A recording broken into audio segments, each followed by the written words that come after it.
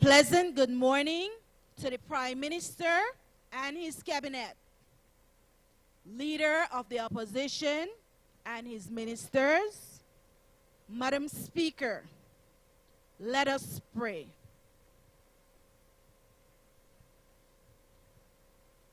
Almighty and eternal God, who through Jesus Christ has revealed your glory to all nations, please protect and preserve Belize, our beloved country.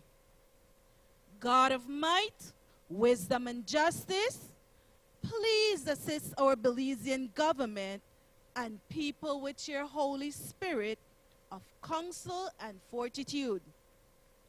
Let the light of your divine wisdom direct their plans and endeavors so that with your help we may attain our just objectives. With your guidance, may all our endeavors tend to peace, social justice, liberty, national happiness, and increase of industry, sobriety, and useful knowledge. We pray, O God of mercy, for all of us, that we may be blessed in the knowledge and sanctified in the observance of your most holy law, that we may be preserved in union and in that peace which the world itself cannot give. And after enjoying the blessings of this life, please admit us, dear Lord, to that eternal reward that you have prepared for those who love you. Amen.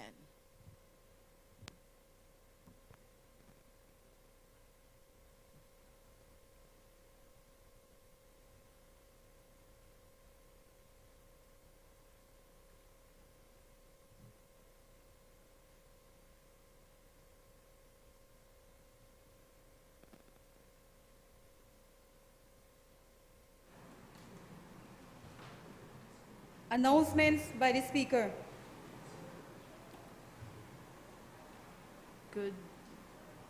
Good morning, members. Allow me to welcome the students of the classes of Standard 2 and 3 from Faith Nazarene School, which is located in San Ignacio. Welcome to the House meeting.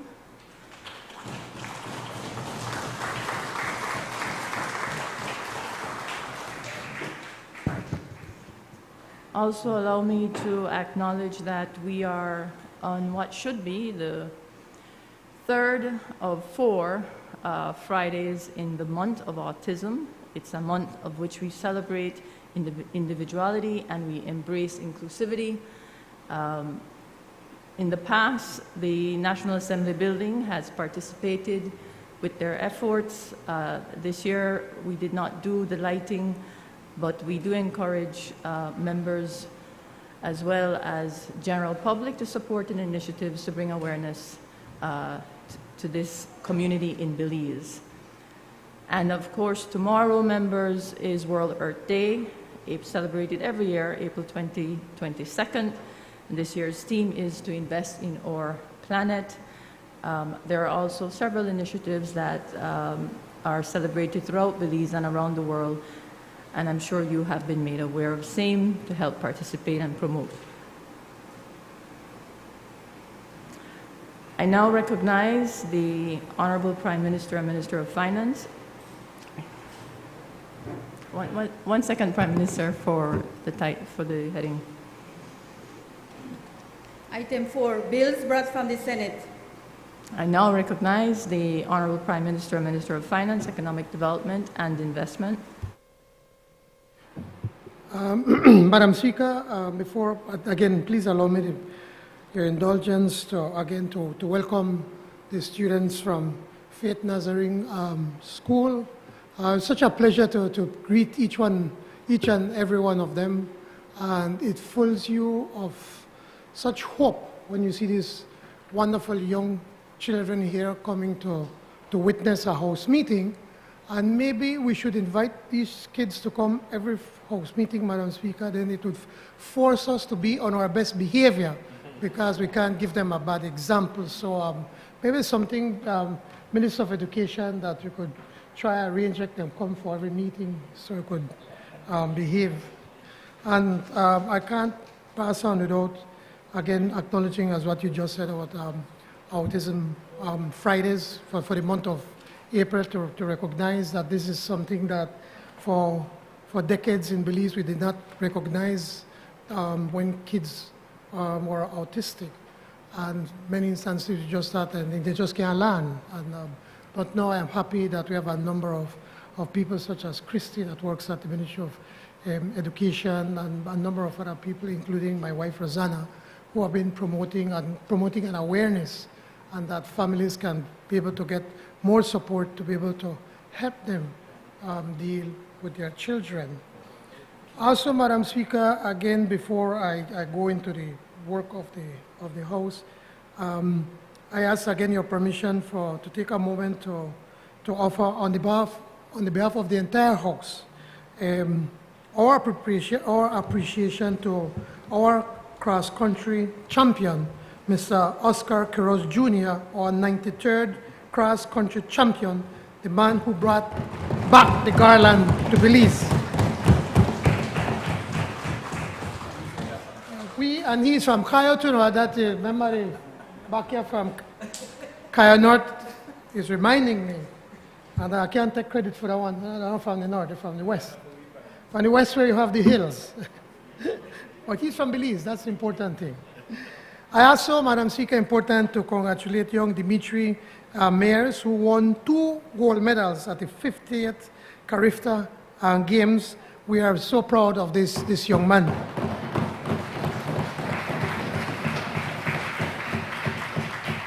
And I know that all along we just look at the glory, but we do not recognize, or we need to recognize that these 2 young men, they sacrificed and they worked very hard to make all of us as a country proud. So I wish for this honorable House to record not only our appreciation and thanks, but also our great joy in their accomplishments. They lifted a nation, and they must know how very proud we are of both of them, of Oscar and Dimitri.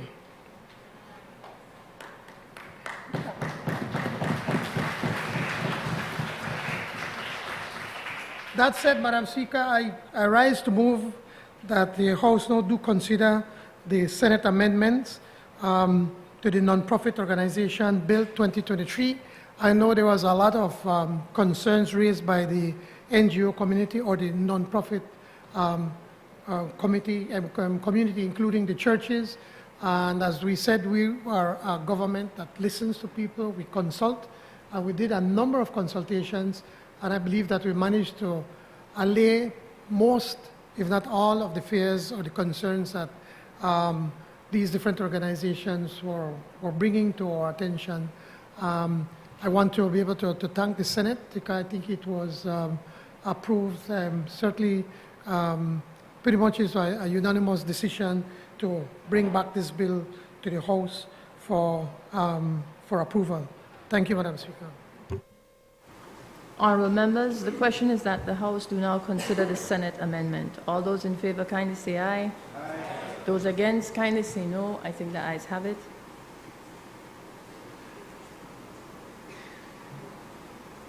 The amendments to the Non-Profit Organizations Bill 2023 agreed by the Senate. Arrangement of classes, Class 2, Class 3, Class 3A, Class 6, Class 7, Class 8, Class 9, Class 10-2, Class 11, Class 12, Class 13, Class 17, Class 18-1, Class 21-5, Class 22-4, Class 24, Class 25, Class 26, Classes 26, 7, 28, and 29, Class 30, Schedule 1, Schedule 3, and Schedule 4 as circulated to all members. I recognize the Honourable Minister of Education, Culture, Science and Technology. Thank you, Madam Speaker. Allow me to join the Prime Minister in welcoming the teachers and students from Faith Nazarene. Very happy to have you with us this morning. I rise, Madam Speaker, this is the Legal Aid Bill 2023. I rise to move that the House do now consider the Senate amendments.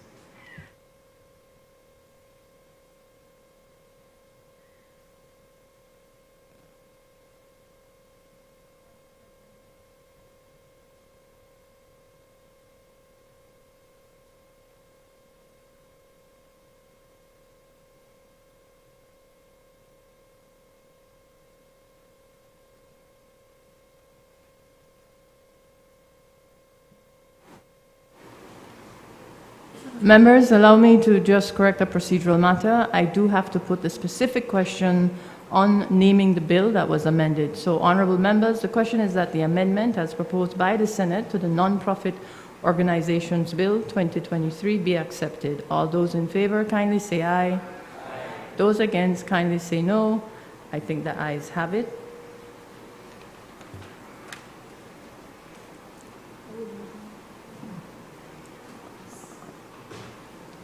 Go ahead.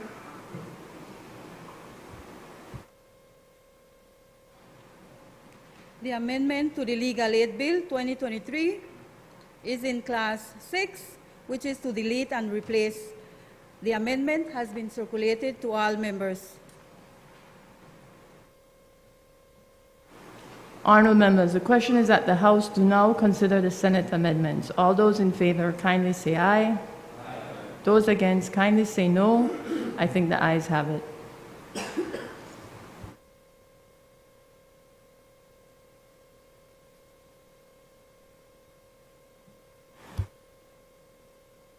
The question is that the amendments as proposed by the Senate to the Legal Aid Bill 2023 be accepted. All those in favor kindly say aye. Aye. Those against kindly say no. I think the ayes have it. Papers. I recognize the Honourable Prime Minister and Minister of Finance, Economic Development and Investment.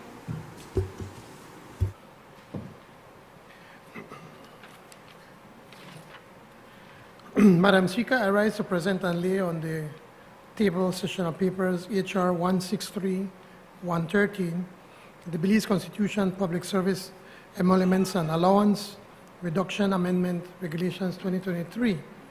Also, Madam Speaker, we have a number of sessional papers all pertaining to Social Security from EHR, if you allow me your indulgence, Madam Speaker, from EHR 164, 165, 166, 167, 168, 169, 170, 171, 172,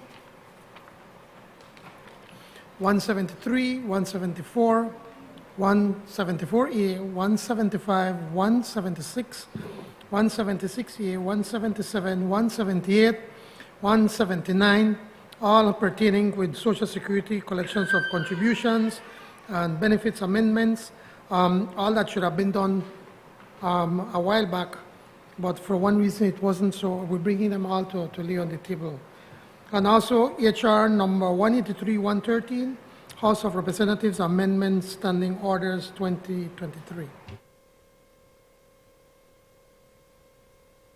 Honourable members, those papers are ordered to lie on the table. Introduction of bills. I recognize the Honourable Prime Minister and Minister of Finance, Economic Development and Investment.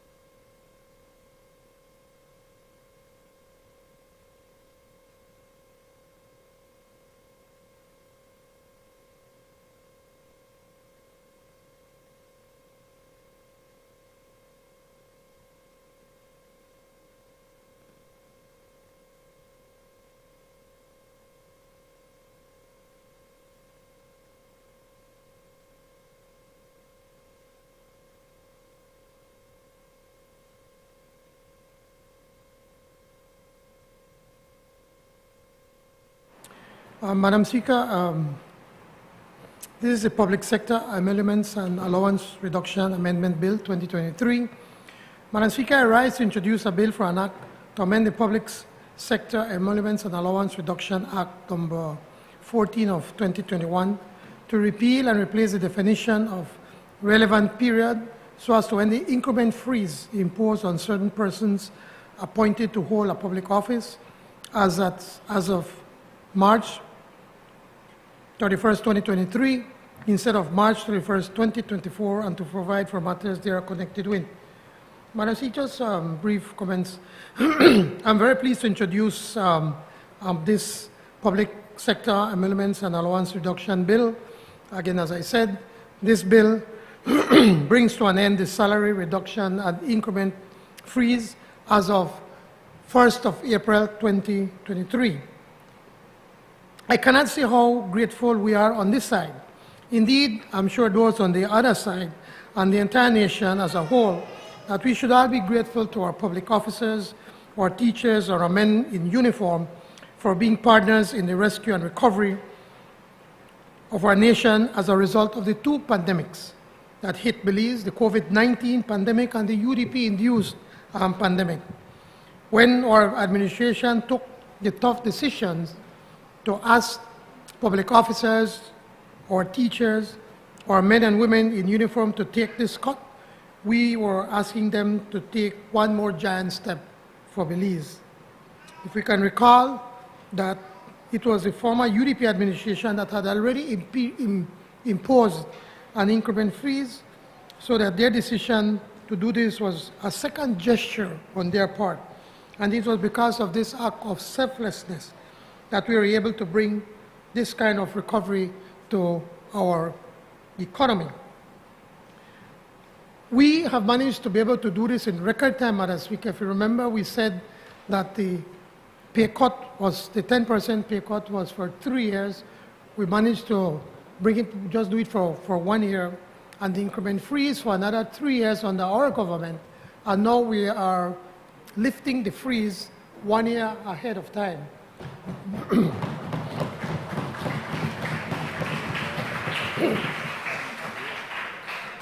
This was done, Madam Speaker, simply because our government, we had a bold plan, a plan that allowed us to be able to get the economy working way faster than anybody could have predicted.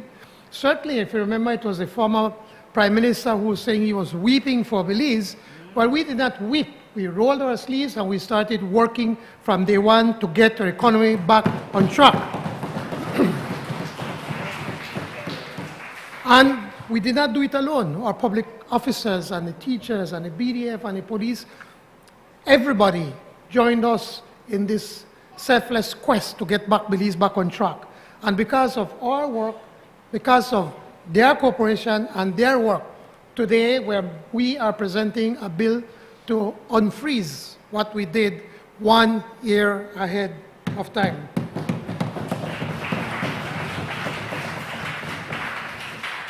Madam Speaker, this bill has the recommendation of the Cabinet. Honorable members, that bill is referred to the Finance and Economic Development Committee for examination, consideration, and report.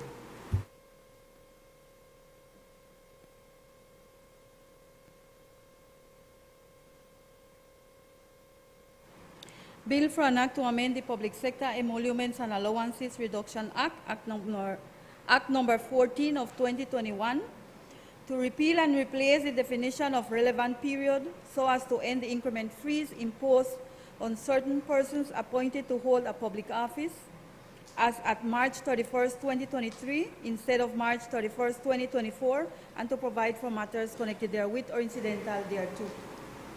I recognize the Honorable Prime Minister, Minister of Finance, Economic Development and Investment.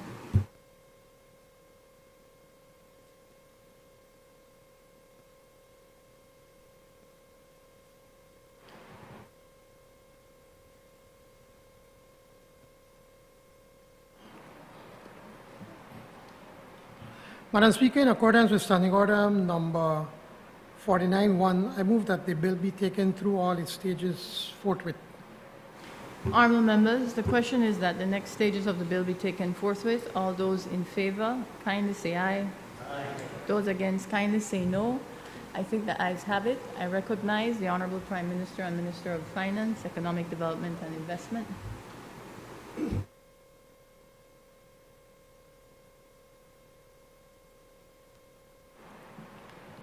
Again, Madam Speaker, with your permission and the leave of the House, I would like to introduce several bills, all of them together.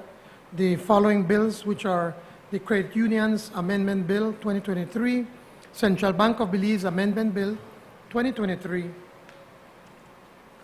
the Domestic Banks and Financial Institutions Amendment Bill 2023, International Banking Amendment Bill 2023, Money Lenders Amendment Bill 2023, Money Laundering and Terrorism Prevention Amendment Bill 2023, and the National Payment System Amendment Bill. Madam Speaker,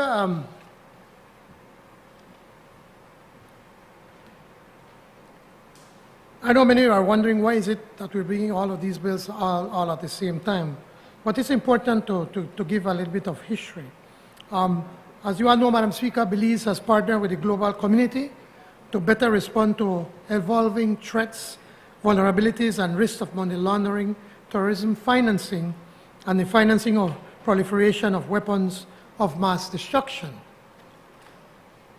In this connection, Belize has committed to periodic evaluation of our anti-money laundering, countering the financing of terrorism and combating the finance of proliferation of weapons of mass destruction systems. As we go on, Madam Speaker, you will hear me refer during this presentation to these three matters by their acronyms. The AML, the anti-money laundering, CFT, countering the financing of terrorism, and the CPF, combating the financing of proliferation of weapons of mass systems. The last mutual evaluation, or the third round mutual evaluation, occurred over a decade ago. It took place around 2011. Unfortunately, in all three areas, the AML, CFT, the CPF systems, Belize under the past UDP administration failed to meet the requisite international standards. As a result of this, the Financial Action Task Force, which I will refer to, the FATF, the body that sets the standards for, or the institution that decides if you pass or fail, so to speak, basically said our systems were not up to standards. The FATF recommended that countries take countermeasures to protect themselves against the weakness and risk created by Belize's substandard system. It is no surprise that Belize's banking system ultimately suffered losses of over 80% of its correspondent banking relationships. Here again, you have a clear example of why we said that the UDP administration was incompetent. Well, either they were incompetent or they just did not have the capacity to get this important work done. And what was the result of their incompetence, Madam Speaker? Well, the result was that this was part of the reason why we lost 80% of our correspondent banking relationship. When they finally decided to do something, they hurriedly passed a host of legislation to come into technical compliance with those international standards, standards which continue to evolve and be refined over time. And I remember when those bills were being brought to the House, the then Prime Minister got unanimous support because we on the other side recognized how important it is to support these bills. We have no control. These things are being imposed on us by the developed countries. But unfortunately, Belize's legislation, they were not updated or kept updated in the subsequent years. So based on a gap analysis conducted by the National Anti-Money Laundering Committee over the past year, it was determined that numerous legislative adjustments needed to be made to meet technical compliance with the 40 recommendations handed down by the FATF. The FATF recommendations are recognized as the Global AML, CFT, CPF standard.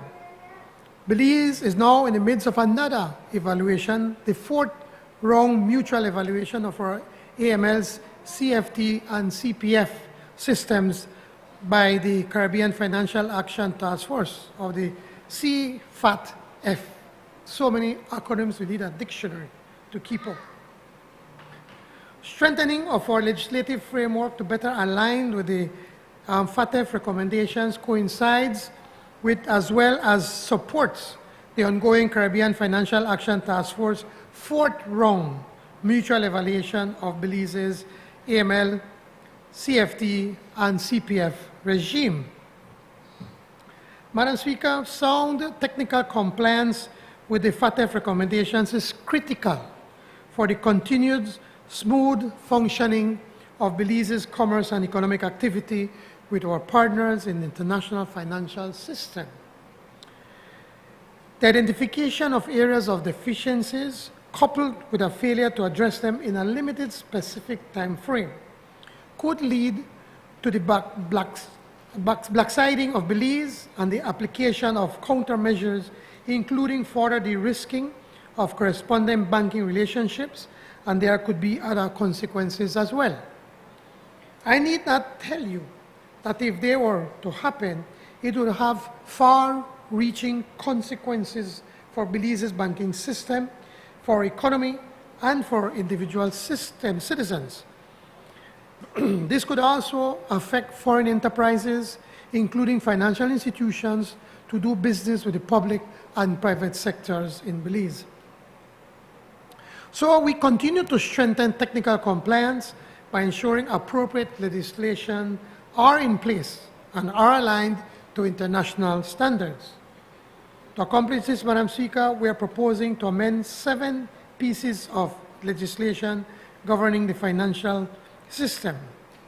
Namely, 1, the Credit Unions Amendment Bill sets out provisions to A, require credit unions to comply with all requirements of the Money Laundering and Terrorism Prevention Act. B, ensure the Chief Executive Officer, senior executives, and members of the Board of Directors, Supervisory Committee, and Credit Committee of credit unions are fit and proper to function in the relevant capacity. This is to prevent criminals and other associates from exercising significant control over credit unions, and E and C, enable publication of sanctions imposed for non-compliance with legal obligations at the central bank's discretion. 2, the Central Bank of Belize Amendment Bill sets out provisions to A, reinforce the central bank's authority to ensure financial institutions comply with their AML, CFT, CPF obligations. B, avoid conflicts of interest by the central bank's leadership and staff. And C, cooperate with foreign counterparts, particularly with respect to the exchange of supervisory information. 3, the Domestic Banks and Financial Institutions Amendment Bill sets out provisions to A, ensure financial institutions are licensed to operate and that approval of a license is not issued to allow shell banks to be established or to continue to operate. B, allow for the operational independence of the central bank to have full discretion to take actions and decisions on banks and banking groups under its supervision. And C, allow publication of sanctions imposed for non-compliance with legal obligations at the central bank's discretion. 4, the International Banking Amendment Bill sets out provisions to A, align the definition of shell bank to the DBFIA and the FFAT's the definition and prohibit a license from being issued to a shell bank. B, allow for operational independence for the central bank to have full discretion to take actions and decisions on banks and banking groups under its supervision without interference. And C, allow publication of sanctions imposed for non-compliance with legal obligations at the central bank's discretion. 5, the Moneylenders Amendment Bill sets out provisions to enable publication of sanctions imposed for non-compliance with legal obligations at the central bank's discretion. And 6, the Money Laundering and Terrorism Prevention Amendment Bill 2023. The Money Laundering and Terrorism Prevention Amendment Bill is deceptively long, Madam Speaker. It came Class 47, introduces a new Section 8, which is itself about 300 pages long. But it just simply lists individuals and entities which United Nations oblige us to apply targeted financial sanctions against, and which is required by the FATF. So we have taken a practical step to clear the backlog of those designated persons through this schedule, as opposed to flooding the courts with over 700 applications and bringing our judicial system to a standstill. So in effect, we're passing here in legislation with one sweep to include them, which the United Nations is requiring us to in effect, not do business with this group. The sanctions have been imposed. So being more practical here in dealing with that. So even while we're drafting these laws, again, we're taking into account the practical considerations that impact on Belize's effectiveness in the AML, CFT, CPF, and which can have cascading effects on our broader law enforcement and judicial systems. And 7, Madam Speaker, the National Payment System Amendment Bill sets out provisions to ensure payment service providers and agents are licensed or registered to operate, and that appropriate actions are taken against those carrying out operations without a license. B, ensure that payment service providers, for example, like the Western Union, MoneyGram, and e-wallets, have their agents have implemented an AML, CFT, CPF program and are monitored for compliance. And E and C, enable publication of sanctions imposed for non-compliance with legal obligations at the central bank's discretion. Noting the vital importance of this legislation for financial system or economy, Madam Speaker, we look forward to the unanimous support of this Honorable House on all of these proposed amendment bills. I know it's a lot that we have just presented right now, and I just took the salient points of what we are trying to accomplish, Madam Speaker, but I would make an offer to the members of the opposition. If they wish to get more information, we can have our technical people to sit down with you to go through them line by line if you wish. But basically, no, we're not passing it today. We're not passing it today. We're going to have a House meeting, I hope, early in May. So then we could pass it then, because we have a limited time. We have to have these legislation in place by June the 2nd. And we hope we could finish by June the 2nd, at most maybe 1 week after, because there are a lot of different pieces of legislation that we were amending. And then we have up to December to do the actual application, or for want of a better word, the enforcement. What happened? What, sorry? Effective implementation. Effective implementation is in December, right. So we have to be ready by then. The criticism that was heaped upon us is that earlier we were passing all of these bills, but we were not implementing them. So now we have to ensure that by December, we can implement all of these, will be the effective date of the actual implementation of these bills. So again, it's straightforward. It's a lot that's been shown upon us. I wish you don't have to do it. I could remember the former Prime Minister lamenting the same thing. Most of these things is being imposed on us by the OECD and you know, the developed countries.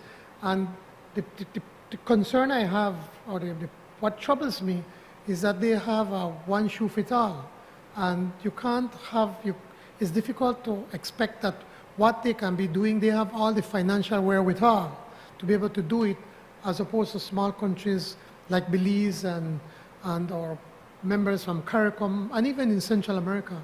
We are now spending millions of dollars to be able to try to comply, when this is monies that are badly needed for education, for health, for infrastructure. I mean, there's a whole list of things where we could have been using this money, but that's the rule of the world, and unfortunately we have to comply, or else, you know, if they cut us off from the financial system internationally, then it will be far worse for everyone. Madam Speaker, this bill has the recommendation of the Cabinet. Thank you.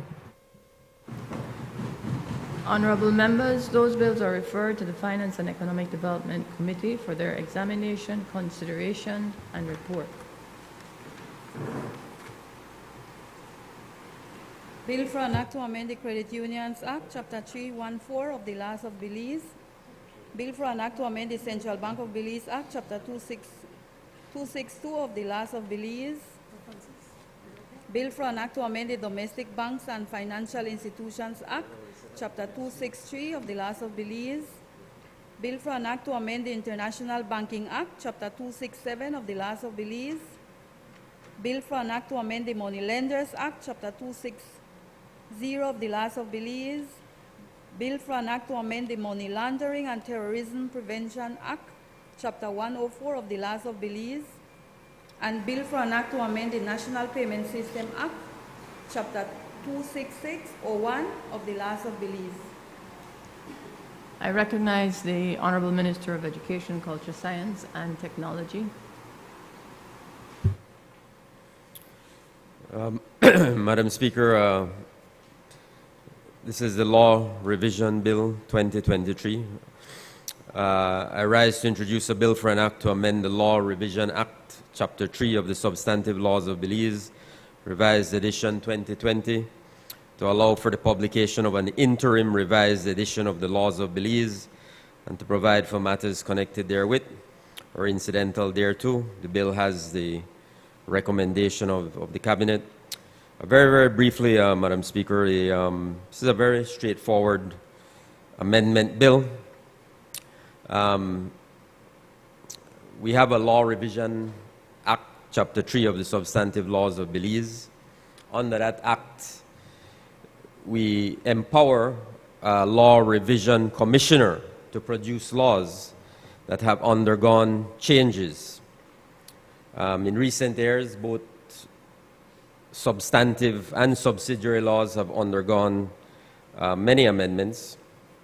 The last law revision exercise took place in 2020, and that does not entirely reflect the current state of the law for some legislation. A perfect example is the Money Laundering and Terrorism Prevention Act. We introduced many amendments have been made to that act over the past few months and over the past 2 years. So that's a perfect example. The whole purpose of law revision, of course, is to revise and consolidate the laws of Belize. The amendments are available, but not reconciled in a timely manner. So currently in Belize, there is a restriction on how and when laws can be revised. And all this amendment bill seeks to do is to create a new provision which will provide for the publication of an interim revised edition where it is deemed necessary and in the interest of the public. So very straightforward, Madam Speaker. simply providing another tool to the law commissioner to produce these laws on an interim basis instead of having to wait for everything being reconciled and all the amendments to be in place. So at any time in between, where deemed necessary and in the public interest, that exercise can be carried out. So I trust that this bill will have the full support of everyone.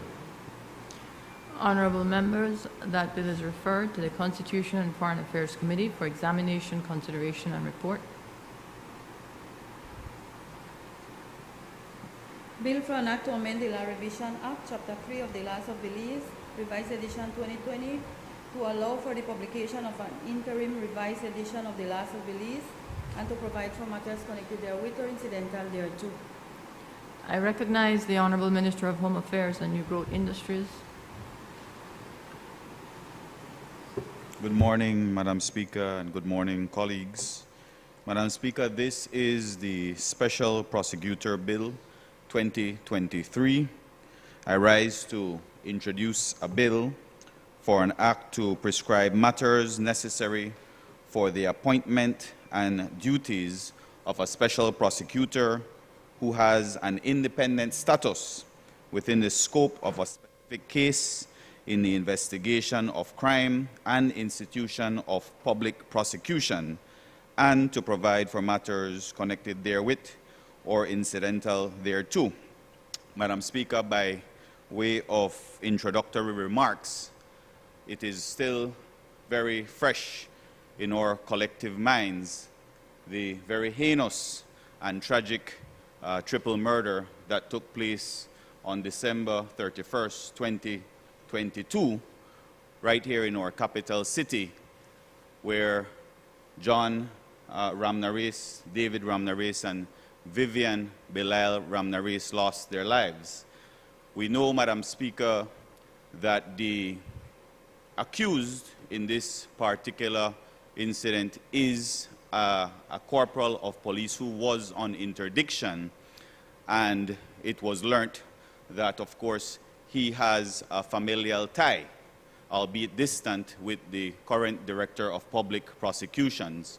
And while, Madam Speaker, we have absolutely no reason to feel that there is any bias whatsoever, and we believe that the DPP could certainly carry out in a very professional manner this particular prosecution, we are nevertheless confounded by the fact that there is this familial tie, and as such, to remove any perception of bias whatsoever and to ensure that we have an above-board and transparent prosecution in this very high-profile case, it has become necessary for us to introduce and pass this special prosecutor's bill.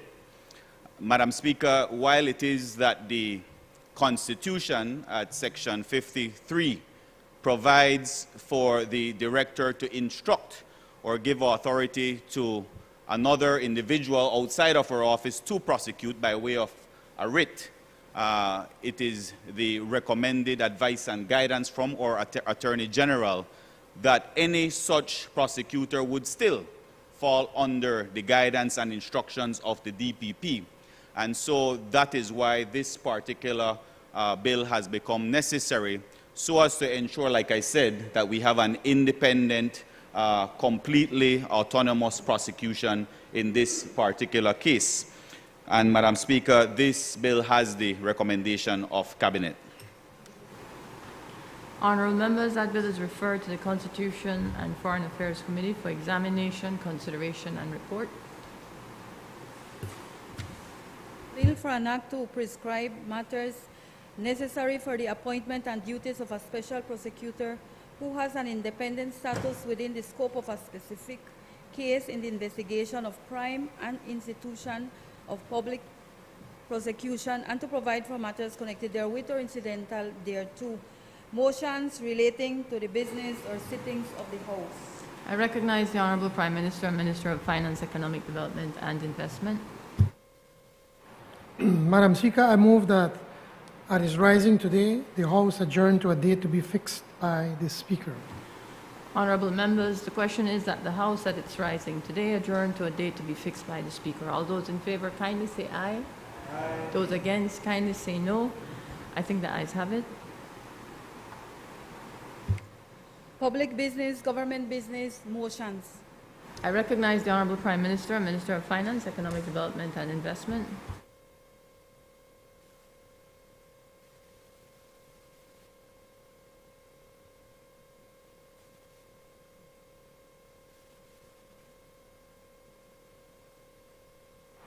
Madam Speaker, this is a developed Finance Corporation loan facility from the Social Security Board to provide financing primarily for the ongoing mortgage finance program, Belize, $20 million loan motion 2023.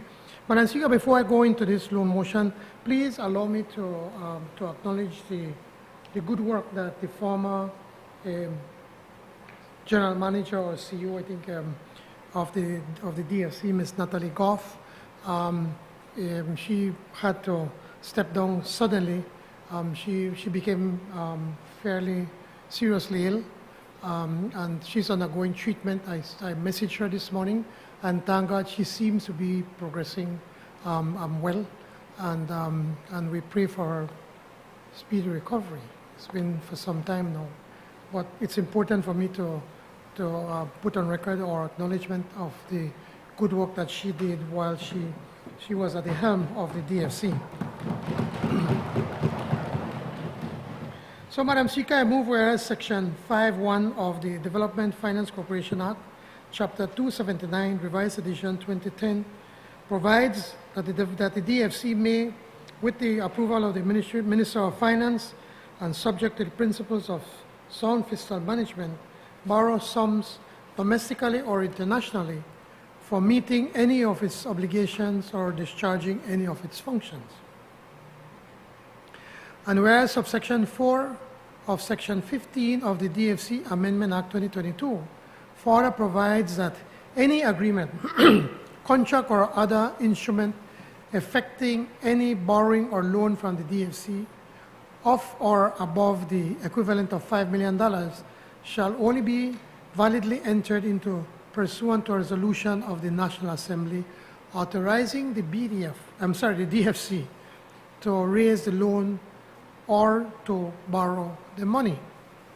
And whereas the DFC approached the Social Security Board for a loan facility to provide financing for its ongoing mortgage finance program that includes residential expansion and improvement, real estate development, infrastructure, and refinancing loan opportunities for Belizeans, and whereas the SSB Board of Directors on the 6th of June 2022 approved a financing facility to the DFC totaling Belize $20 million for the said purpose under the following terms and conditions.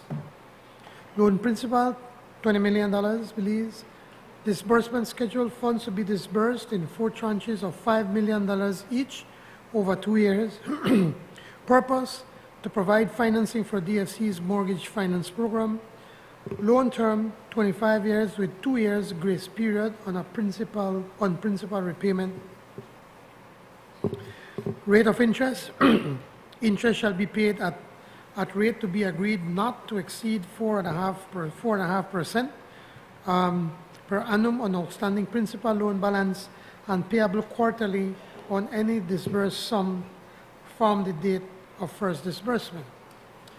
Repayment, principal and interest are to be repaid quarterly after full disbursement of loan funds. Full disbursement of the loan will be within 2 years from the date of first disbursement. Commitment fee, 1% payable by DFC on any unwithdrawn portion of the line of credit to be paid annually. Other fees, the facility will be subject to a one-time loan application fee of $6,000, which is payable before the first disbursement. A lending fee of 0.75% is due on the approved loan facility and payable on the disbursement tranches.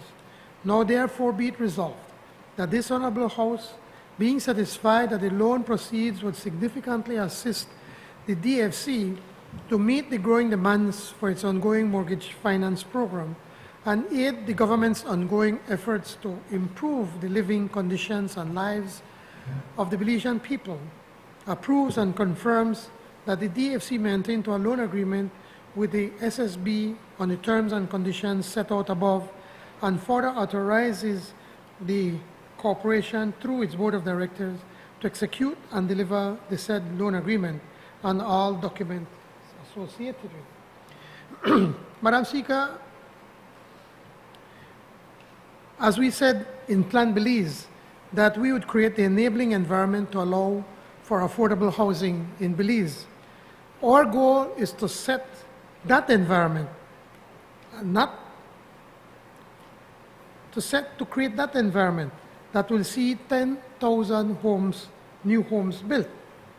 As of March 31st, 2023, DFC's residential loan portfolio comprises 835 loans valued at around $39.98 million. The residential sector has expanded rapidly since the end of 2020.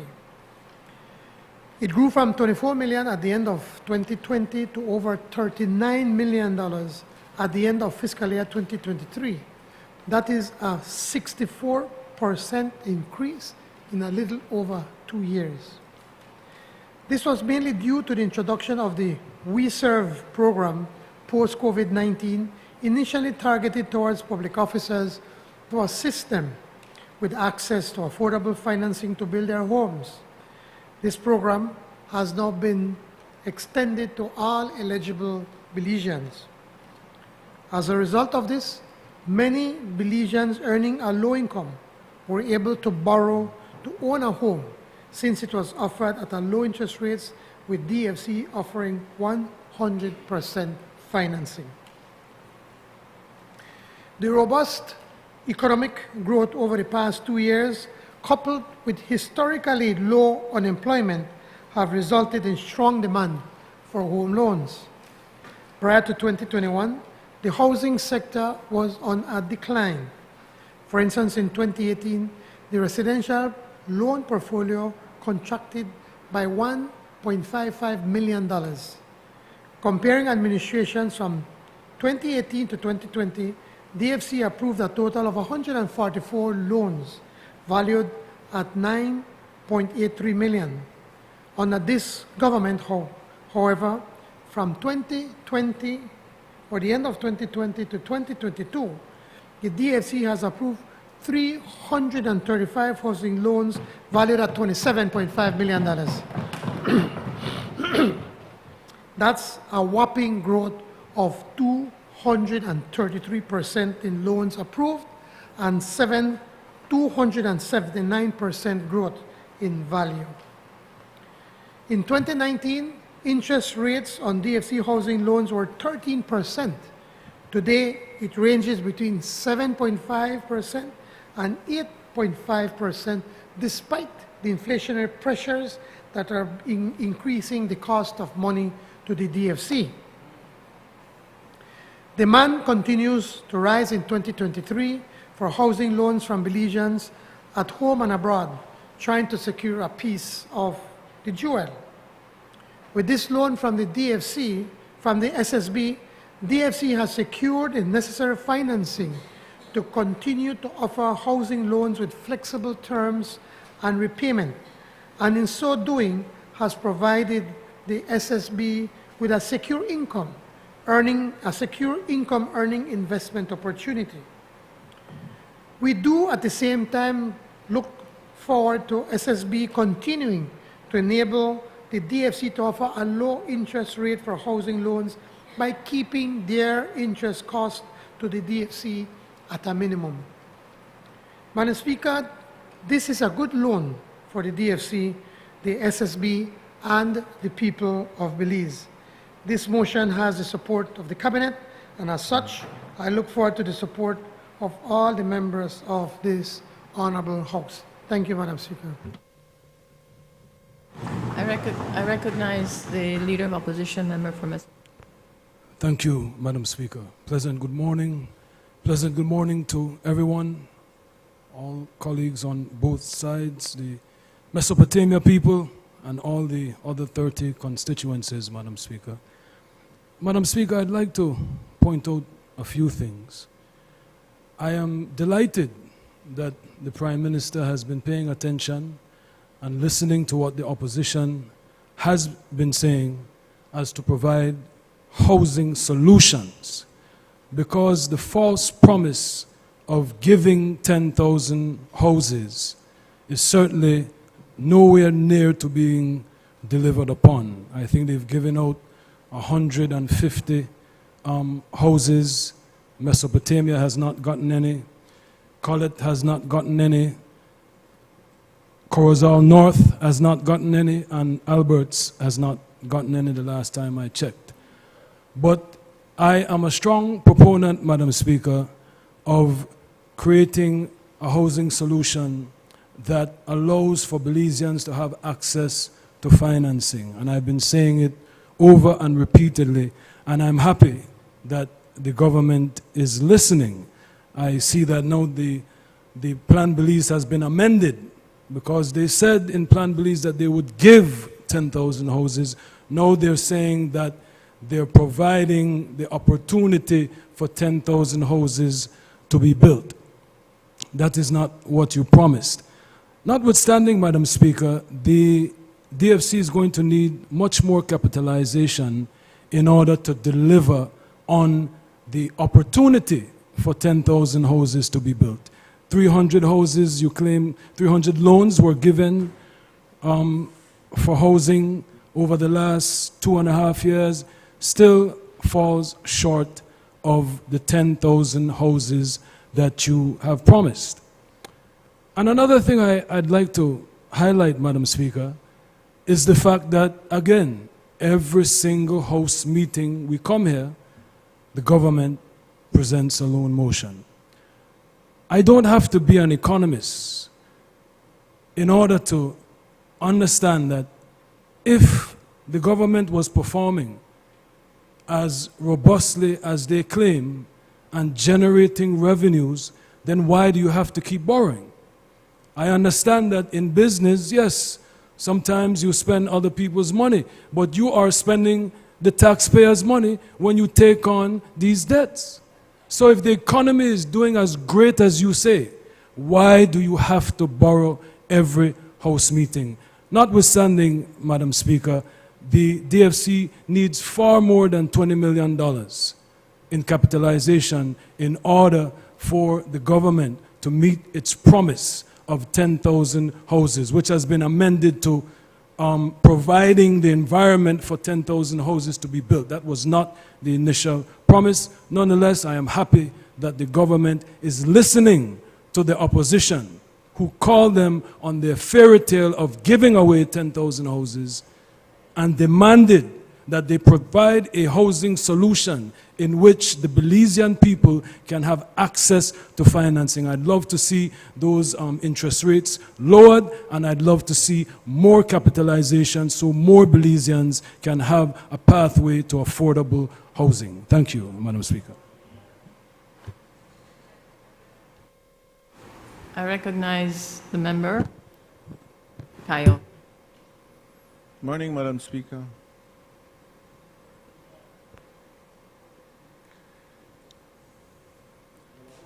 Madam Speaker, there are two separate projects that we are speaking of. This loan is to be able to assist DFC to lend the Belizean people at affordable rates, but it's catered mostly for the middle class, for the public service. And the project that we are working on at the Ministry of Infrastructure Development and Housing is a social program. It is designed for people that do not have even the opportunity of going to a lending institution to be able to get a loan, to be able to build a house. But all of it adds up to housing in country. And what we are trying to do, Madam Speaker, as a government, is look at all the categories of residents in this country and citizens of this country so that everybody can have an opportunity to build a house. It is regretful that the leader of the opposition only speaks as to one side of his tongue. The reason that most of the members on the other side have not received any housing under the housing project is that the land that their government provided for those people are in areas that are flooded. We have been in communication with them from the beginning. It is difficult for us to build houses for them when the land that was given to their people is in area that has no roads. They are flooded areas. It's difficult to reach. But still, we have been working with the members on the other side to be able to make sure that someday they will be able to, we will be able to build the houses for them in these areas. There are other members on the other side, and I won't point fingers, that have not even responded to us continuously requesting for them to send in their names. I have it on record if you would like to see leader of the opposition. But nobody believes what you say anyway, so it doesn't really matter. But it is bothersome to listen to a man who totally seems to ignore what happened in the past administration. They built some houses in the past administration that don't exist anymore because they were built out of plywood. It is deplorable, the state in which these structures were done. Yet, I remember quite clearly, they had access to over $700 million of the Petrocarib funds. And I'm just giving you an example, Madam Speaker, of one of the large quantum of money that was dealt with during their administration, and no result. So even the program for the Petrocarib under Comandante Hugo Chavez was destined to deal with housing, education, health, and I am still struggling in my mind to figure out where that $700 million went. I try my best to look at the files in the ministry to see if there were any houses built under that program. None was built. I try to see if any equipment was bought at the ministry to be able to get access from that funds. I find none. I try to see if there were any roads built under that program, and I can't identify any. I have looked to see if there's any drains or any bridges that were built. I can't find any. There might have been some farms acquired, but not by government. So it's a struggle for me, Madam Speaker, to try to justify, and I'm only singling out that program because it's the one that comes back in my mind. But don't worry, leader of opposition. Send in your names. Hopefully you have some people on Highland and we'll be able to build for them. We have been working with the member from Albert with housing grants, with as much as we can do to assist at the ministry. But it's not nice to come here every day, well, not every day, every month, and listen to somebody spewing out information that is not true. It has been done constantly. It is being done with... Madam Speaker, on a point of order, no member in this House can accuse another member of lying or any type of improper motives. When the member from Kayo South says that I'm relaying information in this House that is not true, he needs to specify, Madam Speaker. A point of order, he referred to misinformation. He said information that is not true. That is what he said. Yeah. Misinformation. Madam Speaker, I was quite clear in what I said. As you know, I try to follow the rules as best as I can. But it's difficult because information that comes forward from the other side most of the time is untrue. They bring information from the budget, and I wasn't here for the budget presentation, and many things that were specified were not true.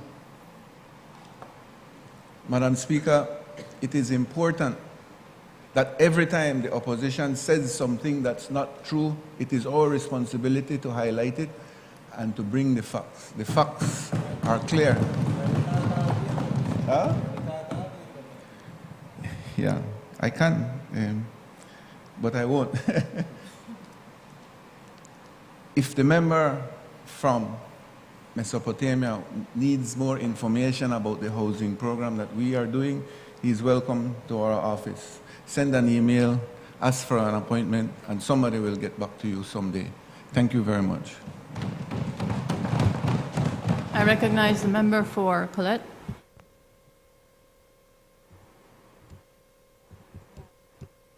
Yes, sir. Thank you, Madam Speaker. Madam Speaker, the problem here is that the Prime Minister insists. He continues every time to try to politicize things. If we look at this loan motion, Madam Speaker, the terms and conditions, everything that is being done here for the DFC from the Social Security, it's a good thing, you know. All the Prime Minister had to get up, all he had to do was to get up and to say, this is the kind of loan that we want to see. This is the kind of thing that looks good for Belize. The DFC will then lend to deserving Belizeans who can then engage in developing their homes. But instead, the Prime Minister decides to pontificate. He decides to speak about Plan Belize, and he drags things into the whole mix. I'll give you another example, Madam Speaker, just to help to make the point. This morning when he spoke on the money laundering and terrorism bill, he just introduced the bill, and I'm not getting into the debate yet, Madam Speaker. I know that that is anticipating. I'm just making the point that even in that, he manages to blame the UDP and to politicize things, to talk about it was because of the UDP's actions that caused us to lose 80% of our correspondent banking. This man politicizes everything. And these things aren't true.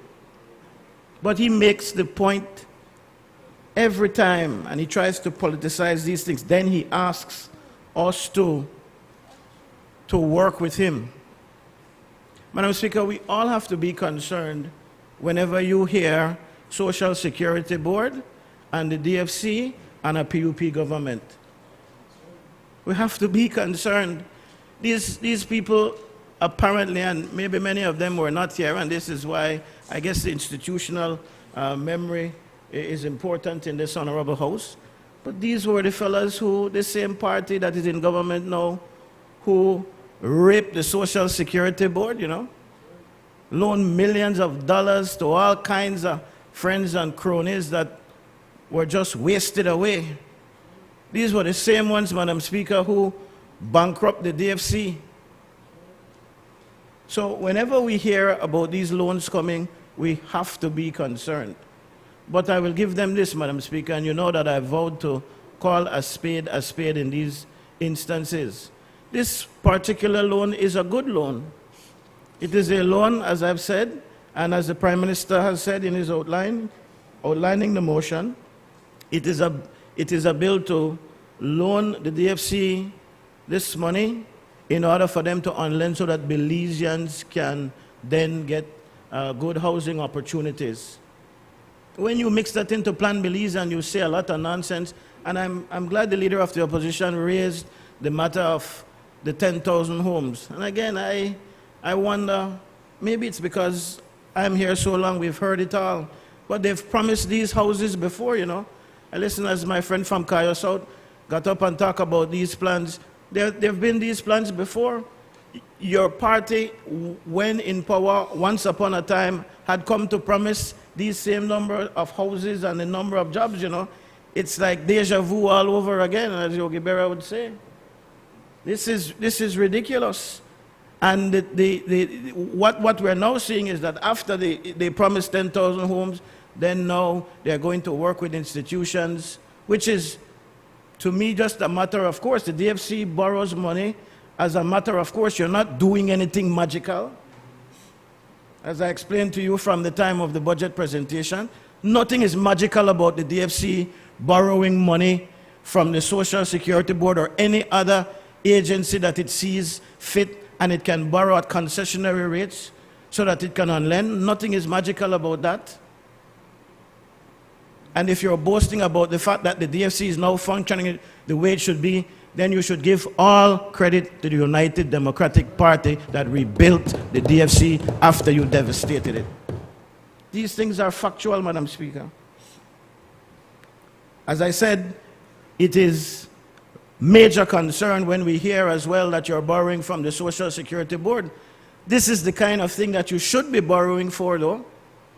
And the one area of concern for me, and I guess it's not major given that the ceiling of the potential interest rate is at 4.5%, but that there is not a defined interest rate that may cause some problems for the DFC as we go along, but you've said that there's a ceiling of 4.5%.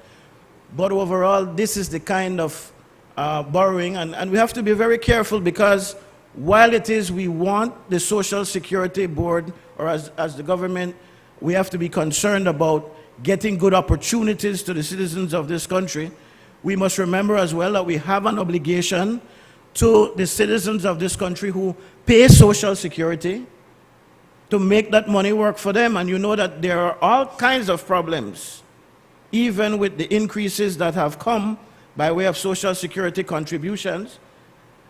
Even with those increases, I'm pretty sure that there are still problems. The actuaries will still tell you that if we're not careful with the Social Security monies, that we will find ourselves in problems. And so the Social Security Board has an obligation as well to make sure that when it makes a loan, that it gets as good a term as it can get from these kinds of loans. So it's not jumping up hip hip hooray for low interest rates and concessionary interest rates to the DFC. That's one side of it. There's the other side of it, that we must try to get the maximum, the best bang for our buck when we loan those monies out, when we lend these monies out from the Social Security Board, because that is a priority. And so, Madam Speaker, I close by saying that, again, certainly on this side of the House, we view this as a good move. We're a bit cautious, and we have to be, given the record of the People's United Party in government, but we believe that on the surface, what is here is good, and I certainly support this bill, this loan motion on behalf of the people of the colored constituency. Hoping, Madam Speaker, that we can get benefit from it.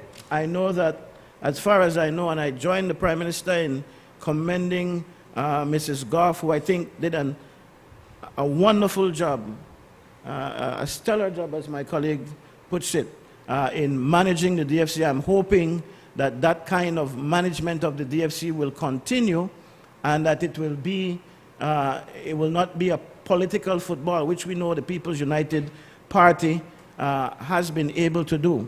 One more thing before I sit down, Madam Speaker, in answer to my friend, the member from Cayo South, the Minister of Housing. Let me put on the record that Colette has not received any, not even a notification. In fact, I received one phone call once upon a time, member for Cayo South, from, I believe it was Marissa Kwan. One time. I have the same number for the last 20 years, sir. And I was promised application forms which never appeared, and no communication. So I dare you to show me that communication. There is no communication indicating that there are available houses or potential home grants or whatever for the people of the Colored Division. But I'm not quarrel with you, no, brother. If I'm just stating it for the record that that is not being done, and so if indeed you are desirous of ensuring that the people of Colette gets its fair share, that were available. I am contacted all day, every day by the people in college, so I am not one of those representatives who hide. Speaker. I recognize the member for Toledo West. Just, 1 second, member. Can I just ask that we try to remember the technician? So if you could help us when you finish speaking, thank you. Madam Speaker, I'm trying to get this thing on. It's on? Hello? One tap. Yes, all right. I guess I didn't see a light, so. Thank you, Madam Speaker. Madam Speaker, I rise to, make a very short intervention on the loan motion that is before us. And it's a pity that the leader of the opposition chose to step out right when I decided to make my contribution, because as we sat here listening to him, I couldn't but think how hypocritical of him and those on the other side to all of a sudden have the answers for housing. And I want to remind them, Madam Speaker, I want to remind the opposition that they had 13 long years in government to address the housing crisis, particularly in Belize City, Southside Belize City, as well as other parts of the country. And what did they choose to do? Construct, as the member said from Cayo South, plywood houses that have now disappeared. And I want to say, Madam Speaker, that for 13 long years, and we have to remind Mr. Member from Collett and your leader and the others, that for 13 long years, the uncle of the leader of the opposition was Minister of Housing. And every single year, budget allocation was $8 million for housing. $8 million, $8 million for housing. Where are the houses that were constructed over the last 13 years by your government, Mr. Member from Collett and leader of the opposition? That is your record. So all of a sudden now, after 2 years, we are in government, given the stellar performance of the Minister of Housing and the Ministry of Housing in constructing over 200 houses, even with the limited resources that as a government we have. We are not building plywood houses. We are building houses that are solid, that are strong, and that the owners can continue to expand when they have the opportunity to do so. That is the record of this side of the House compared to your side of the House, Mr. Member from Collett. 13 long years, $8 million a year. I have a point of order. The member is not being relevant at all. The member is not speaking on the loan motion, Madam Speaker. You see, Madam Speaker, thank you, Madam Speaker. I just wanted to rule on the order. Okay. So allow me. On relevance,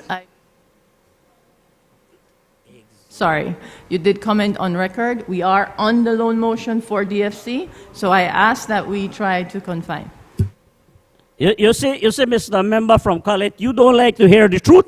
Speak about relevance. Of course it is relevant because you raised the matter of housing. Of course, and it is all tied into the loan motion. Anyway, Madam Speaker, the point is that after 13 long years, you should be ashamed, Member from Collett, the south side of Belize City, Queen Square, Mesopotamia, Collett. Look at the poverty after 13 long years in your constituency. That is your record. But Madam Speaker, suffice to say that for us on this side, we are serious about growing this economy, about ensuring that we provide equal opportunities for all Belizeans. And it doesn't matter what they say in terms of whether we are adjusting Plan Belize. The point is that as a government, we are committed to improving the housing conditions and giving those Belizeans who need an opportunity to own a house, they are going to get a house through this loan motion that DFC is going to be able to manage. Madam Speaker, earlier we heard the Prime Minister speak about how DFC is now on a sustainable path of growth and development. And that is welcome news. That is what this country wants. That is what the Belizean people want. That the DFC, like other institutions, financial institutions that are government-owned, that they be managed in a very prudent manner, that they be put in a sustainable path of growth and development, and that they offer better rates of interest to the Belizean people. And that is what our Prime Minister, Madam Speaker, presented this morning. So, Madam Speaker, I support this loan motion, and I ask those on the other side to reflect on their poor performance over the last 13 years before they come to this House to try to make any pontificate and basically create a scenario as if though we are not working for the Belizean people. So, Madam Speaker, I wholeheartedly support this motion. I recognize the member for Fort George. Good morning, Madam Speaker, and thanks for the opportunity to speak on this motion, Madam Speaker. And I'll be very brief. I just wanted to highlight a couple points raised by the member from Collett, and I think it's important that what he said is echoed. Two things. One, the member from Collett said that this is a good loan motion, and it should be supported. I wish he would convince his leader to support this motion as well. Two, he also mentioned that the DFC can borrow money when they do their due diligence. They can borrow it both domestically and they can borrow it internationally. That is in the DFC Act. This motion today has nothing to do with government finances, Madam Speaker. It has to do with the capitalization of an institution looking to lend its clients, lend its borrowers money so that they can expand their house, repair their house, build their house. This is a good loan motion, Madam Speaker. So this is not, let's not try to, I remember the member from Albert said at the last meeting, we can't mix apple and orange. What you said last time, remember? I don't remember. But we can't mix these things one and the other. So the leader of the opposition is not here right now. I don't know where he went. But for his general knowledge, because I don't know if he read the loan motion, member from Collett, because it's very clear why this motion was brought today to this honorable House. And if I am allowed, Madam Speaker, to read from the motion itself, it says very clearly, subsection 4 of the DFC, section 15, the DFC Act, provides that any agreement, contract, or other instrument affecting borrower or loan to the DFC of or above the equivalent of $5 million shall only be validly entered into pursuit after a resolution of the National Assembly. So, Madam Speaker, the DFC has done its due diligence. It has decided that it had approached the Social Security Board all the way back in June of 2022. It got the loan approved, and now the loan has been brought to... And I think that the real leader of the opposition spoke when he said that this side of the other side is going to support the motion. So thank you very much, leader of the opposition. The other one is somewhere. Probably look for China and the flight to go to the US, right? But Madam Speaker, I think it's important to point out, and sometimes you want to be serious about the work that we're doing, but when you hear what the leader, or the other one, the member from Mesopotamia, when he speaks in this National Assembly and makes these outrageous remarks, Madam Speaker, I mean, not only outlandish, I mean, you gotta find out kind of adjectives to describe what he's saying, and we're trying to be respectful. But we cannot allow him to continue to say these mistruths, these misstatements over and over and over. Now, he got offended when the honorable member from Cayo South called him out and he's saying that we were misrepresenting what he said. No, there's a difference between misinformation and ignorance. And ignorance in the sense that the person does not know what he's talking about. So I think, well, we know what Creole said, no? We'll leave it as that. So we know, when you were talking, my brother, I was listening to you, I did not interrupt you. But we know now that, you know, so the leader of the opposition, the member from Mesop, needs to decide whether he is giving misinformation or he does not know the facts. And he needs to be able to get the facts so that he can come and speak truthfully and not continue to embarrass himself. Madam Speaker, I do not yield. Madam Speaker, I think that the leader of the opposition has no moral authority to criticize our government when it comes to housing. Absolutely no moral authority. How dare him, when the UDP was voting every single year for 13 years, $8 million for housing. 8 million. That's what? 80, 96, over $100 million. And how many houses did they build? 104 million. 104 million. And how many houses did you build in Mesopotamia, leader of the opposition? How many houses did we get, we that were in the opposition, on the other side? Absolutely none. You were there every single day. I did not hear you.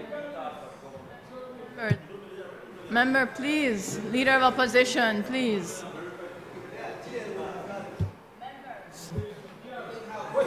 Whoa. Please sit. Please sit. Thank you, Prime Minister. I know that members,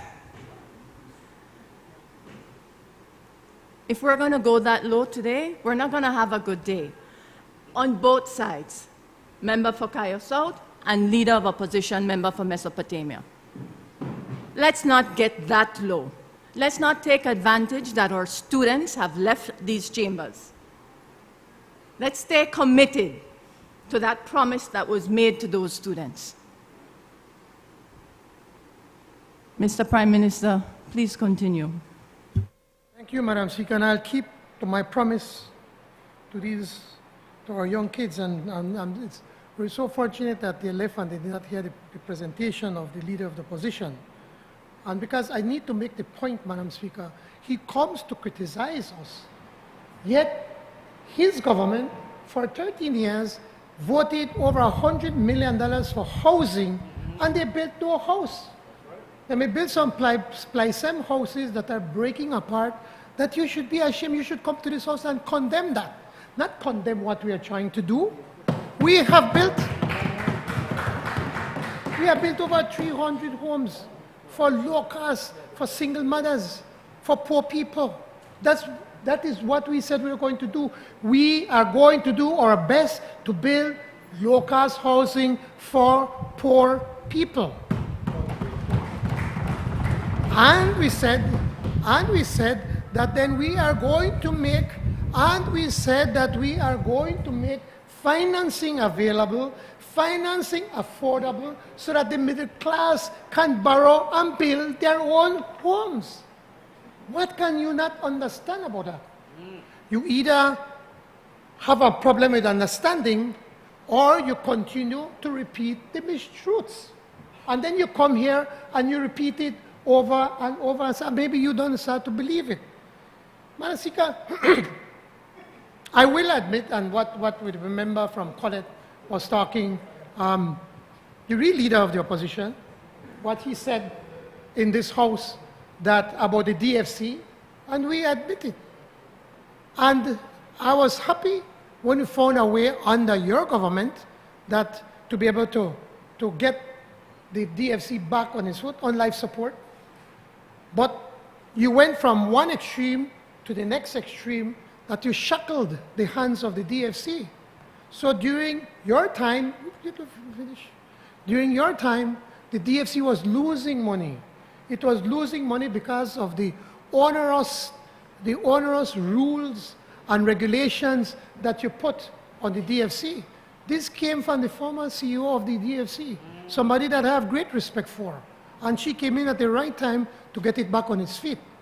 But as she pointed out to us, those rules that we changed, remember we changed, we amended the legislation, it was a recommendation from them. It's because of the onerous rules and regulations that were put on them, they could not succeed. They were losing money. Now it is this government, the People's United Party government, that gave the largest capitalization to the BDF in the DFC's history. We did that. And yet the member of the opposition come and say about capitalization. Again, he either gives me truths or he doesn't know the difference. I don't know which one is worse. I don't know which one is worse. And under the People's United Party government, for the first time since its reenactment in the DFC, last year, the DFC had a small profit. We're not losing money. Why? Because we had the ability to be able to give more loans. And yes, we have to ensure that at all times we protect the people's money through the DFC, Madam Speaker. So I'm not politicizing. I'm just read the record. I give you the record. These are not my numbers. These are numbers of the DFC. So it is important for us to be able to point this out. And then when it comes to borrowing from Social Security right now has tens of millions of dollars in the bank where they're getting less than 2% in interest rate. So why should we not get that money and pass it on to the DFC? Remember, they have not changed the structure of the DFC. The board of directors is that government that has the majority of the board.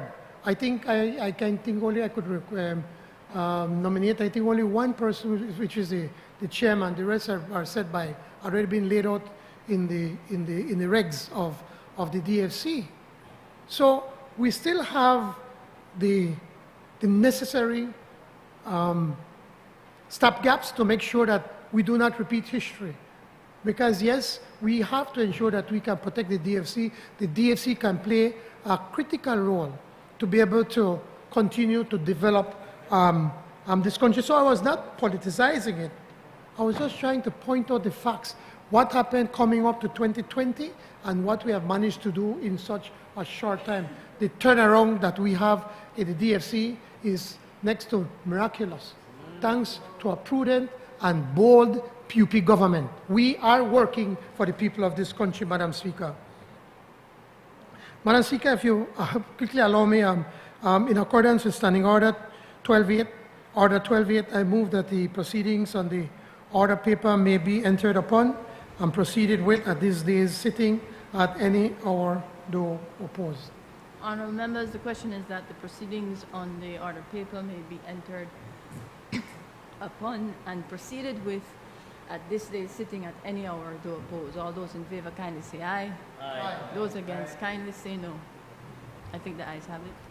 Madam Speaker, just to wrap up, and it's important to point out what the Minister of Housing said. They got Petro-Caribbean money. It's something that the People's United Party government put into play, enacted. And they were the beneficiaries of all the largesse of the government and the good people of Venezuela. Approximately $500 million. I think they pay 1%, and they had 5 years grace and 20 years to pay. How many houses out of that $500 million did you build? You know what we could have done with that 500? You know how much houses we could have built with that $500 million, my brother, at 1%? We could give it to people to make them pay 4% interest rate. Of the $600 million that you got from oil, again, which is a PUP government that discovered the oil, but they are the ones that benefited. They are the ones that splurge on the $600 million from the oil. How many houses did you build? How much houses did your government build? That is my point. You do not have the moral authority to criticize this government when it comes to housing. None. All you should do is come to this house and support our efforts to build houses for poor people and to get affordable credit for middle class so that they could also own a house, Madam Speaker. Madam Speaker, with this, I move the motion. Honorable members, that motion is referred to the Finance and Economic Development Committee for examination, consideration, and report. I recognize the Honorable Prime Minister and Minister of Finance, Economic Development, and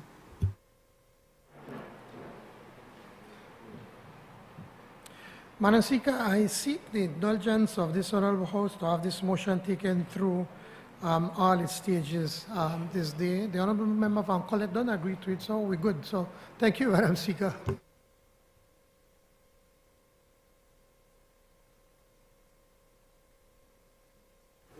Honorable members, the question is that the motion be taken through all its stages this day. All those in favor kindly say aye. Aye. Those against kindly say no. I think the ayes have it.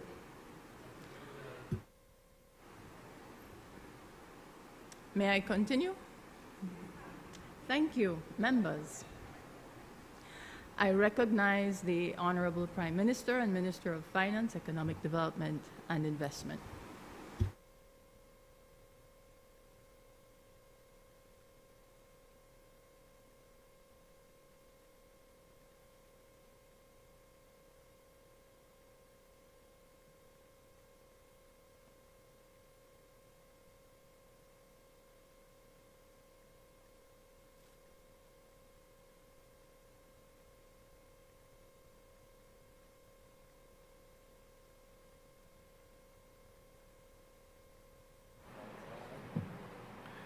I was moving ahead of my time, ahead of myself. Madam Speaker was already at number 3, motion 3.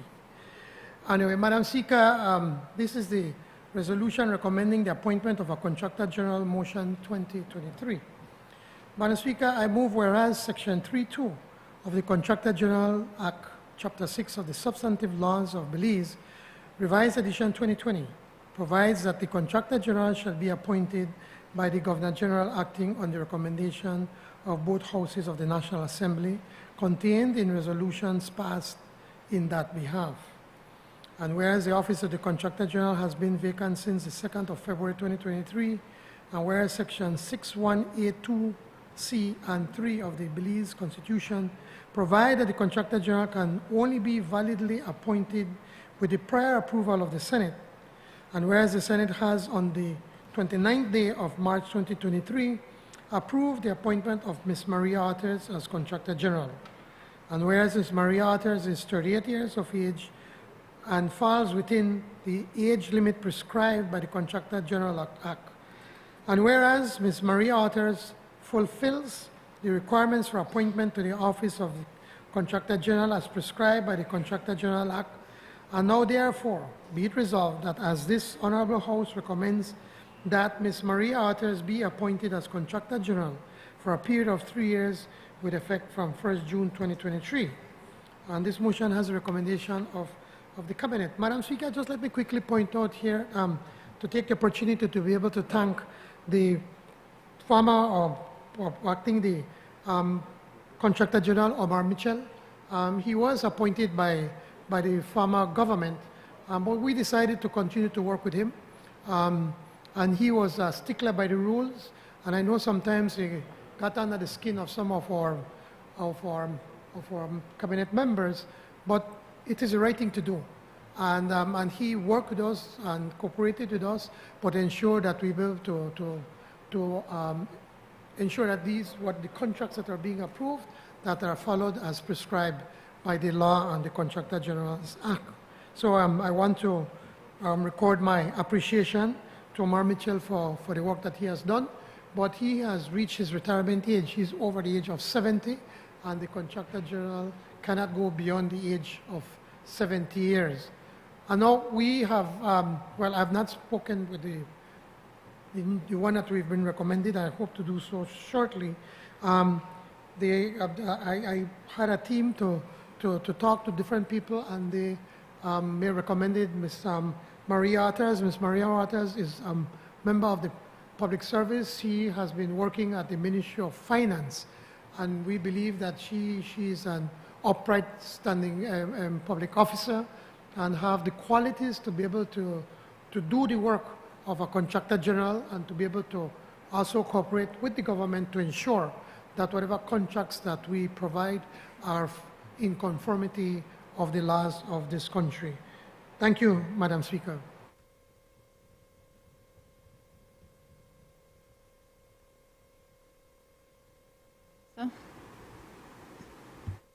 Again, Madam Speaker, I seek the indulgence of this Honorable House to have this motion taken through all its stages this day. Honourable members, that motion is referred to the Constitution and Foreign Affairs Committee for examination and report. The Honourable Minister has asked, put the question that the motion be taken through all its stages. All those in favour, kindly say aye. Those against, kindly say no. I think the ayes have it. I recognize the Honourable Minister of Human Development, Families and Indigenous Peoples Affairs.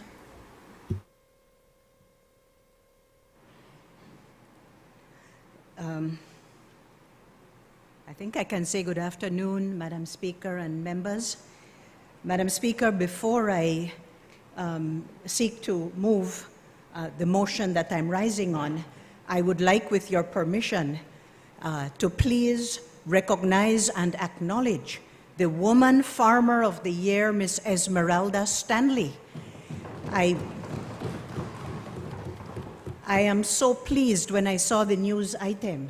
And of course, we recognize our good Minister of Agriculture and all his ministry people.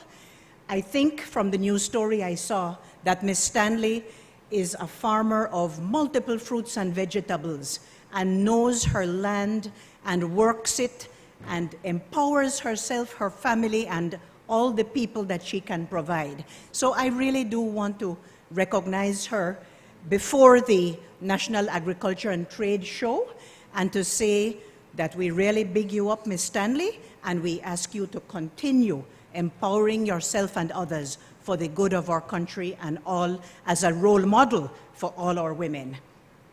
Madam Speaker, I rise to only introduce the motion for the establishment of the Women's Parliamentarian Caucus Standing Committee 2023.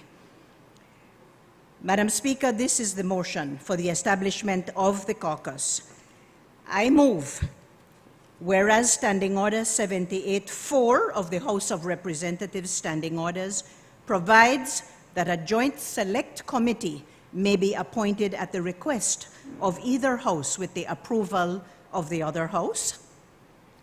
And whereas Standing Order 74 of the House of Representatives Standing Orders requires the House to refer a motion relating to standing orders to the Standing Orders Committee for examination, consideration, and report. And whereas Standing Order 89-1 of the House of Representatives Standing Orders requires that notice of a motion to amend the standing orders be given and accompanied by a draft of the proposed amendments.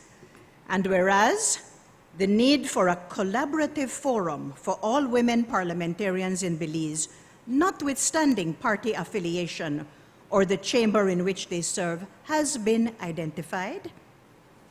And whereas such forum may facilitate networking, foster productive dialogue on issues of women's rights and gender equality, and promote the undertaking of actions to positively impact the inclusiveness of the legislature, legislative process, and the country as a whole. And finally, whereas there has been a consensus among the women parliamentarians that this forum be established as a bicameral caucus of women parliamentarians. Now, therefore, be it resolved that this Honorable House recommends that the House of Representatives Standing Orders be amended to allow for such caucus to be established as a joint select committee in accordance with Standing Order 78 of the House of Representatives to sit jointly with a similarly comprised committee from the Senate, as proposed in the draft statutory instrument annexed hereto, which is tabled as sessional paper number HR 180/1/13.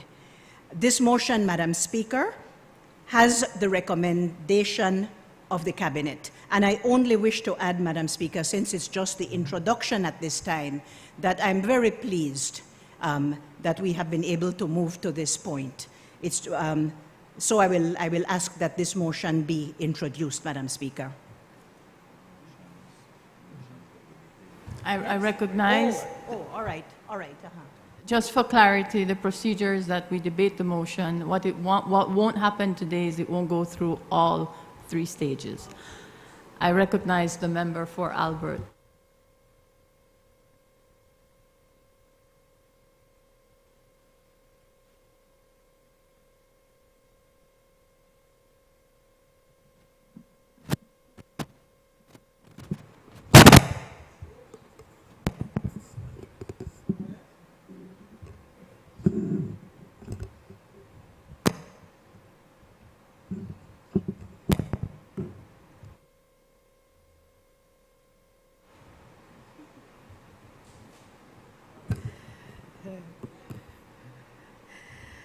Good afternoon, Madam Speaker.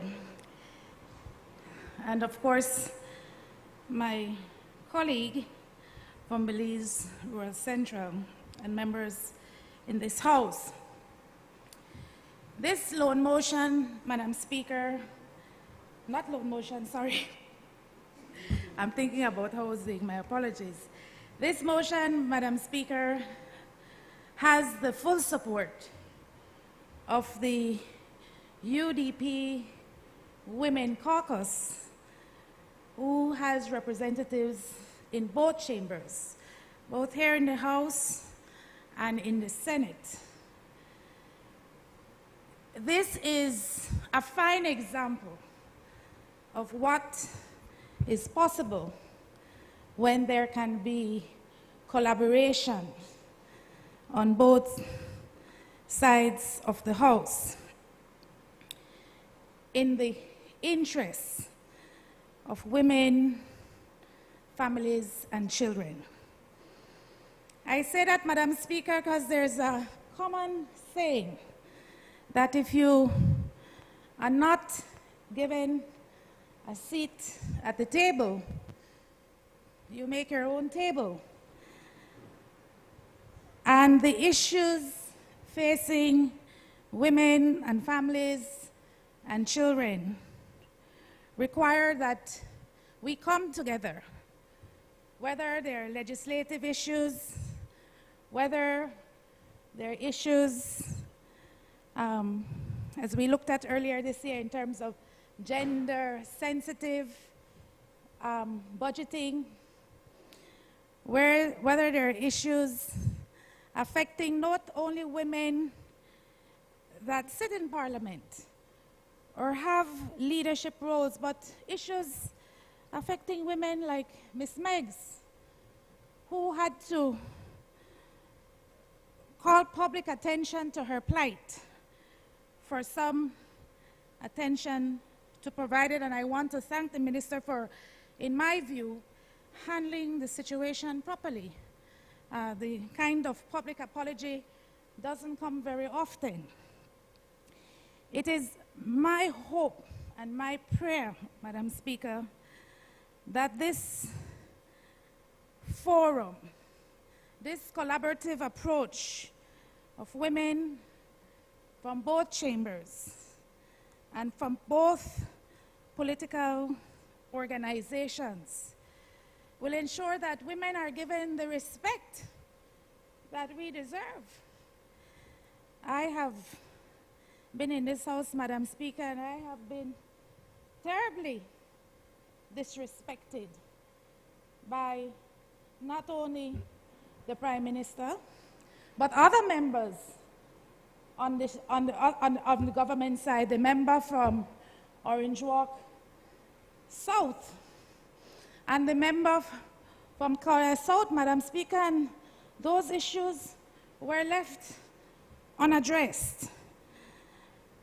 Not only unaddressed by the members of government, but unaddressed by ourselves, who continue to champion the causes for women and children and families.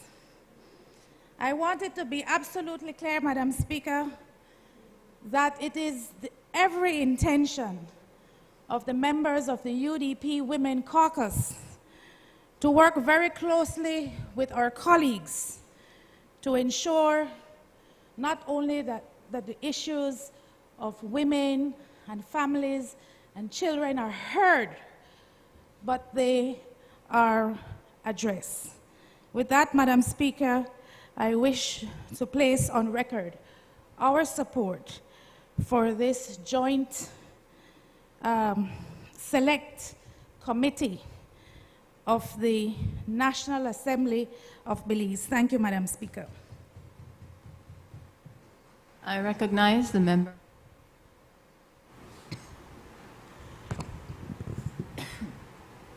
Madam Speaker, thank you. Let me preface my comments by saying that whatever I say is hopefully interpreted to just mean the utmost support and my utmost desire to see this Joint Select Committee function and function well.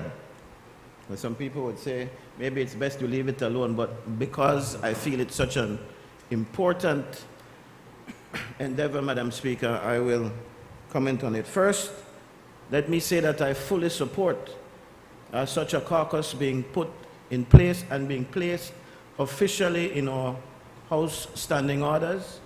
I believe it will be the same for the Senate standing orders to ensure that this is a joint select committee and that the matters of our women colleagues are addressed. But Madam Speaker, as you may probably be most aware, there are, as is now, several committees of this Honorable House and of the Senate, and I would even go as far as to say existing joint select committees. The PAC, for instance, is one of them that comes to my mind immediately, that are set up and are in name on the books of our standing orders, but struggle to function and to function well because of a lack of resources that these committees need in order to function. And so I guess my caution is that we're not just putting something on the books today to say it's there. My hope is that we will make every genuine effort. And, you know, in a way, I hear my colleague from Belize Rural Central saying that this is just an introduction, and in fact, it will go to discussion at the committee level, I suppose. But we are starting off today not knowing, in fact, where the resources are going to come, save what is allotted to the National Assembly, which I hasten to point out again, Madam Speaker, is already insufficient to do the work of regular or other committees that have long been established in the House and in the Senate. So if we're going to do this, may I recommend that we do so and give the Women's Caucus some teeth. Where are you going to be housed? Where are you going to, there's a problem for space in this building.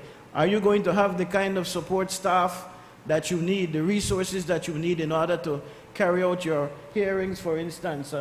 That's one big concern that I have, Madam Speaker. A second concern is, of course, the politics of things. And in as much as our female colleagues are bonding together in this instance to ensure that we have this kind of select committee across party lines, we are well aware that the balance of power, especially if you look at an entity like the Senate, Madam Speaker, that clearly would have the ruling party have a clear advantage in terms of the number of senators, not necessarily the number of female senators, but the number of senators that they can appoint. And so I want to caution, it's not, I'm not sure how it would work yet, but the fact of the matter is that there is a great chance that the composition of such a caucus would be imbalanced, and that there would be, in fact, a majority of government members as opposed to opposition members. And again, this has not happened yet, but I am only making what I believe are, I hope it can be interpreted as positive contributions in order to make sure that the kinds of things that could see this wonderful measure. The caucus will do that? Well, they have some tremendous power. If it can do that, you let me know.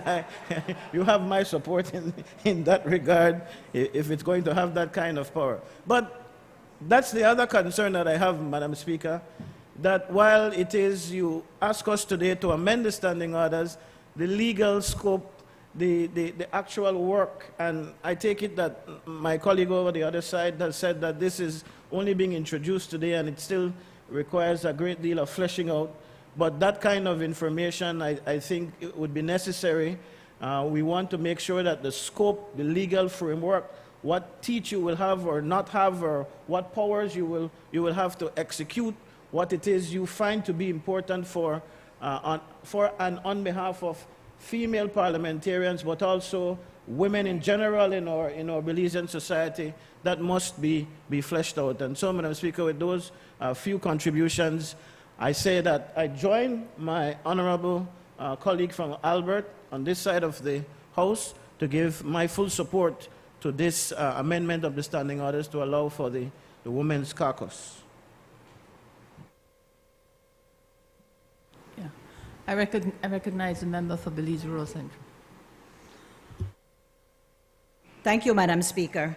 I did tell myself that we would be brief, but just in response to our honorable members from Albert and Collett, I want to say that we have to start somewhere. Where the funds and the resources will come from, I don't think that should stop us from moving forward with this initiative. And so far, the proposed caucus has received a lot of support. And also, I want to say to all the Belizean people and everybody in here, and especially to you, Member for Collett, we have to rise above the party politics. And I believe that one of the ways that we can do so is to establish this Women's Caucus. Women's rights are human rights. We will be meeting next week. The proposed caucus meets next week. We will try to establish our guidelines. We will look at funding. We have support from the United Nations agencies. And I do believe that we can make a positive difference for the women of this country. There are too few of us in here. Right now, we only have 3 out of 4. When will the 4th one come? And so, you know, we have our members from the Senate, from the opposition, and also from the civil society partners. And so far, we have had very good discussion, excellent discussion. As a matter of fact, I think we were able to ask the Plus Television gentleman to issue an apology for a very unfortunate statement referring to women in a derogatory way. So, you know, I think members and Madam Speaker, the time has come. Our numbers are few, but the time has come for us to rise above the party politics and to say that although we are few, the women of this National Assembly have the right and the responsibility to have a bicameral joint select committee so that we can consider matters of gender and development that are so important to Belize. And I want to thank everybody who has been involved. I think of our members so far, our proposed members of the caucus, 4 of us have birthdays in April, 3 in November, 1 in October, 1 in September, 1 in June. And we celebrate one another. We have come through Women's Month, I think, in a good way. We are moving forward. Thank you, Honorable Tracy, for your kind words. Let's work together. And you know, we must never be big enough. We must never be too big. And we must be big enough in a different way to say, I'm sorry, when something is going wrong. And you know, in relation to Ms. Meggs, since you raised it, Honorable Member, in relation to Ms. Meggs, Madam Speaker, we do have to address the difficulties in the system. There are too many difficulties in the system. I believe that working together with the Ministry of the Public Service and across government departments and ministries, we can move from the snail mail and the big files, we can go digital, and we can try to make sure that problems like this do not happen. Ms. Meggs is losing her sight. I think she has to go for treatment in Guatemala. And so I believe that the right thing for this government to do is to support her. I know that is one example of looking at a gender issue, but overall, Madam Speaker, I only wish to add that I hope that we have universal support and that we women of the National Assembly can make a positive gender difference. Thank you for your attention.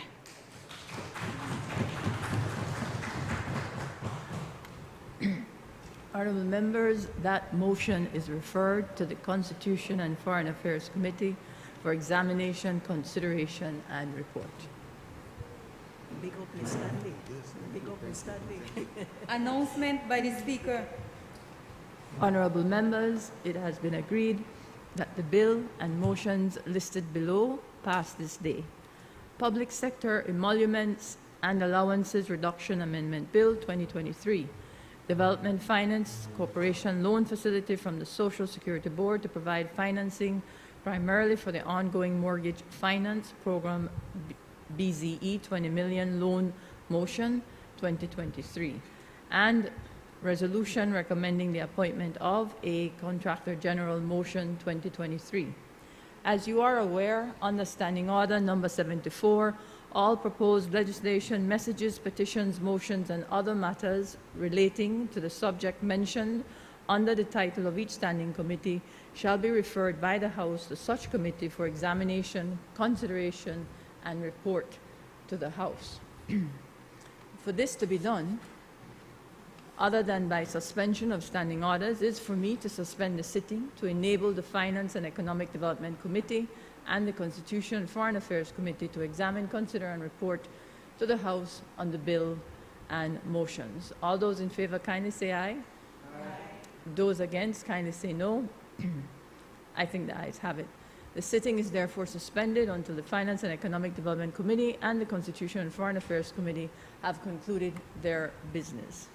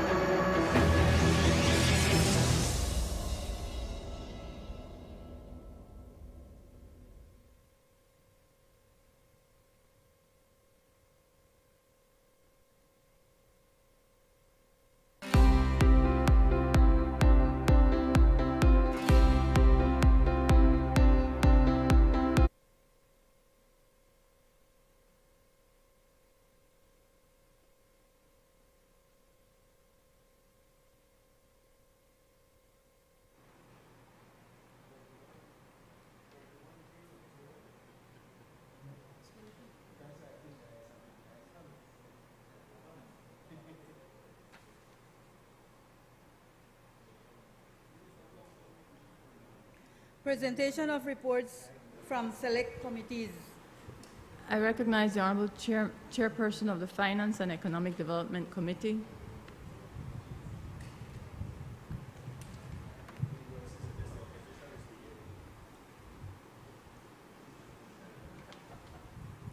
Madam Speaker, I rise to present and lay on the table sessional papers number HR 181/1/13, report from the Finance and Economic Development Committee on the Public Sector Emoluments and Allowances Reduction Amendment Bill 2023, number HR 182/1/13, report from the Finance and Economic Development Committee on the Development Finance Corporation loan facility from the Social Security Board to provide financing primarily for the ongoing mortgage finance program Belize $20 million loan motion 2023.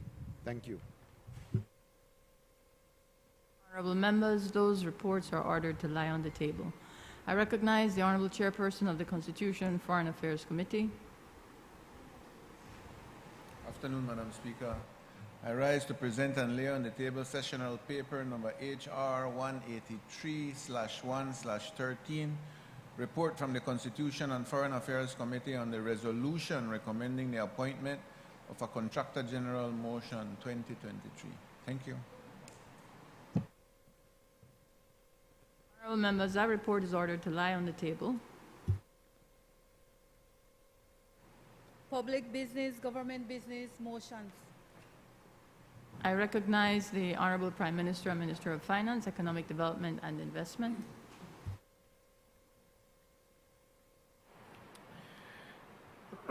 Madam Speaker,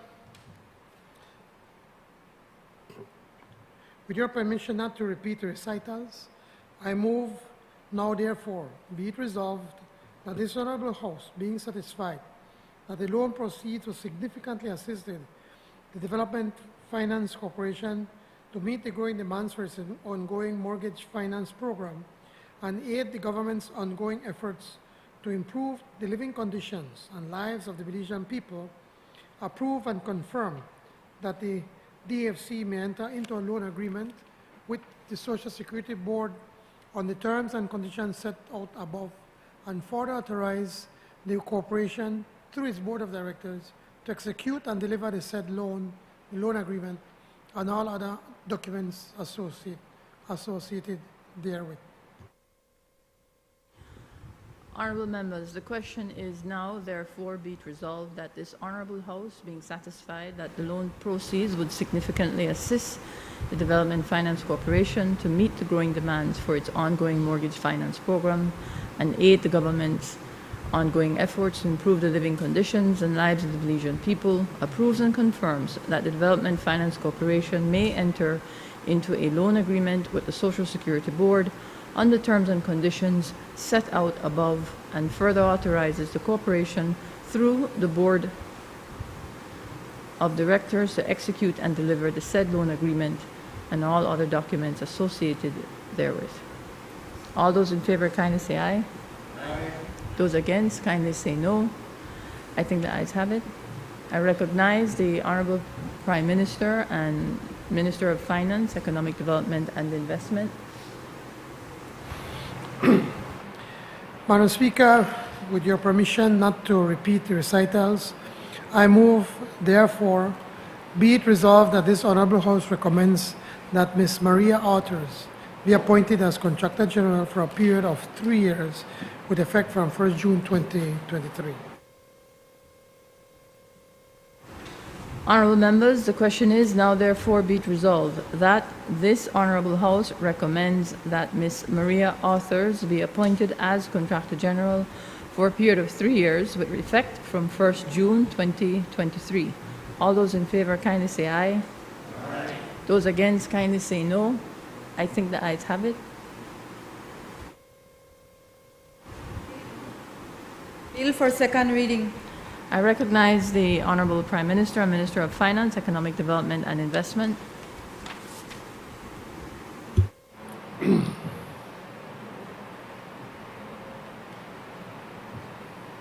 Madam Speaker, this is the Public Sector Emoluments and Allowances Reduction Amendment Bill 2023.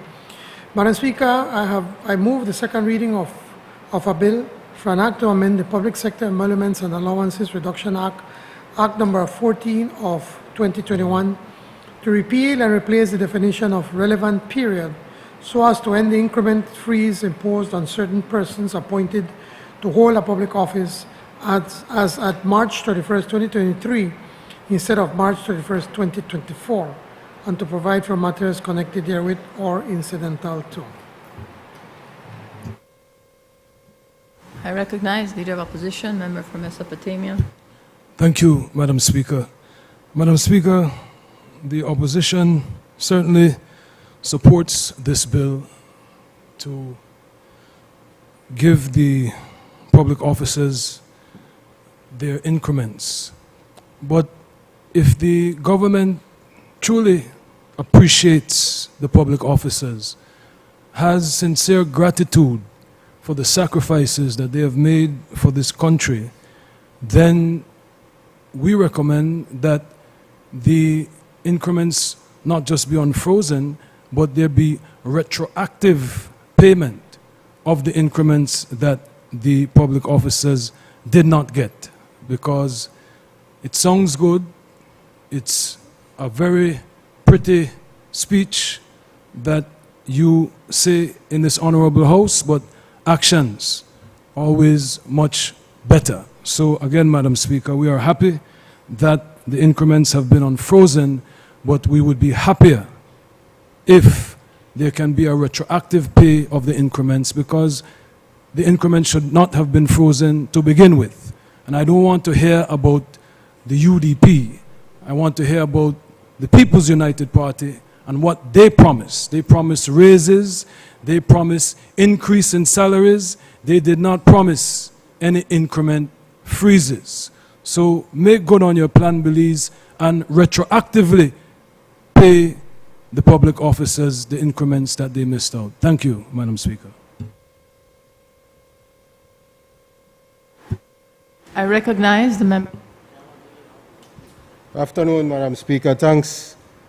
I made this opportunity here to comment on this bill, Madam Speaker. And again, the leader of the opposition shows quite clearly to the nation that he does not know what he is talking about. Madam Speaker, let's look at when the increments were frozen. In 2020, the increments were frozen. And if he would have recalled, maybe he said he wasn't around, was around, I'm not sure. Not sure. But at that time, when those increments were frozen by the previous administration, if you ask the president of the PSU, if you ask any union member, they will be very clear to tell you that that previous administration said that those increments are foregone, meaning you're not to get it back, ever. Ever. That's what they were told back in 2020. We are freezing the increments and you're not getting it back. Well, Madam Speaker, when the union negotiating team, the ministerial union negotiating team, consulted with the joint union team back in 2021, when these matters were raised about the salary adjustment, about the increment freezing, it was very clear then, and it was very clear this year when we restarted that consultation, communication, dialogue, that we are going to look at the 2 years where the increments were frozen. And we have agreed to do that. We have agreed to continue to meet going forward, to look at the 2 years. In fact, we even said we will try to look at the 3 years, Madam Speaker.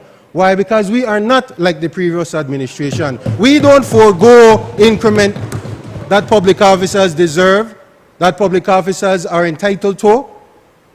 Madam Speaker, we explained very clearly to them when we were consulting with them that this is for the betterment of the nation, for the finances of the nation. And yes, we cannot continue, or we must always, we don't say it enough, thanking the public officers for the sacrifices that they made, thanking them for putting the affairs of a nation before their own personal affairs, in agreeing, or maybe accepting, if you want to use that word, the salary adjustment and the freezing of the increments. But, Madam Speaker, we have to make it very clear, and the union negotiating team and ministerial team made it very clear to them that we will continue the dialogue and we will continue to grow this economy so that in future fiscal years we can talk about restoring those increments that were frozen back in 2021, 2022.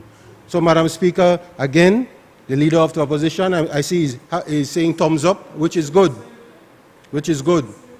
So that is what I wanted to be very clear about. Secondly, Madam Speaker, just for the avoidance of any doubt, the increments that are being applied this year are for fiscal year 2022, 2023. The reason I bring that up, Madam Speaker, and just in case anybody had any questions about it, when the increments were frozen in 2020, the effective date of the freezing was May 1st, 2020. So there was some discussion to unfreeze the increments May 1st, 2023. But if you go back, May 1st, 2020, the public officers who got their increments April 1st, 2020, that was for fiscal year 2019-2020. We're not talking about fiscal year 2019-2020 with this increment. We're talking about fiscal year 2022, 2023. All public officers are on the same equal footing, and we will continue that discussion to look at the previous year's increments. Thank you, Madam Speaker. I recognize the Prime Minister. Again, Madam Speaker, I think it's important for me to point out that the leader of the opposition is either deliberately misrepresenting the facts or he speaks out of ignorance, of not knowing what he's talking about. And I think he would do his party as well if he were to research his facts before he comes here to this honorable house and embarrasses his entire party, not only himself. When he comes here and then tries to pander about giving everything back as if such a great thing, Madam Speaker, we'd want to do everything that's what he's talking about. But the reality is that the UDP left this country next to bankruptcy. And whilst the economy has done very well and we're collecting the monies to be able to get this country going back on its feet, we still are not out of the woods, and that is the truth. So we need to continue to work. We need to continue to ask for the cooperation of the public service, of the public officers, and everyone, that we are in this together. It's not UDP or PUP or any kind of P, it's all of us are in this together. What we are doing today is something historic. Nobody expected that a People's United Party government would have been able to give back the 10% within 1 year and not 3, and to unfreeze what you call the increments freeze in 2 years and not 3 years. That is the work that we're doing. See, we don't know about words. We are about work. Thank you, Madam Speaker. Honourable members, the question is that the bill for an act to amend the Public Sector Emoluments and Allowances Reduction Act, Act number 14 of 2021, to repeal and replace definition of relevant period so as to end the increment freeze imposed on certain persons appointed to hold a public office as at March 31, 2023, instead of March 31, 2024, and to provide for matters connected therewith or incidental thereto be read a second time. All those in favor kindly say aye. Aye. Those against kindly say no. I think the ayes have it. Bill for an act to amend the Public Sector Emoluments Allowances Reduction Act, Act number 14 of 2021, to repeal and replace the definition of relevant period so as to end the increment freeze imposed on certain persons appointed to hold a public office as at March 31st, 2023, instead of March 31st, 2024, and to provide for matters connected therewith or incidental thereto. Committee of the Whole House on Bill. Honourable members, the House will now resolve into a Committee of the Whole House to consider the bill that was read a second time. I would like to ask the visitors in the galleries to leave during this portion of the sitting.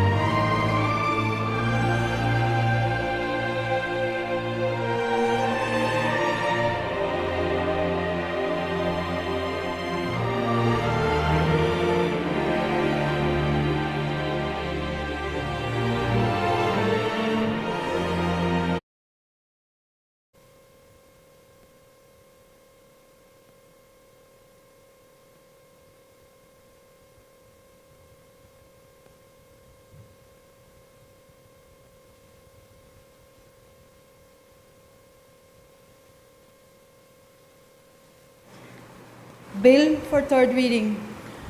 I recognize the Honorable Prime Minister and Minister of Finance, Economic Development and Investment. Madam Speaker, I rise to report that the Committee of the Whole House has considered the Public Sector Emoluments and Allowances Reduction Amendment Bill 2023 and passed it without amendment. I now move the third reading of that bill. Honorable members, the question is that the bill for an act to amend the Public Sector Emoluments and Allowances Reduction Act, Act number 14 of 2021, to repeal and replace the definition of relevant period so as to end the increment freeze imposed on certain persons appointed to hold a public office as at March 31, 2023, instead of March 31, 2024, and to provide for matters connected therewith or incidental thereto be read a third time. All those in favor kindly say aye. Aye. Those against kindly say no. I think the ayes have it.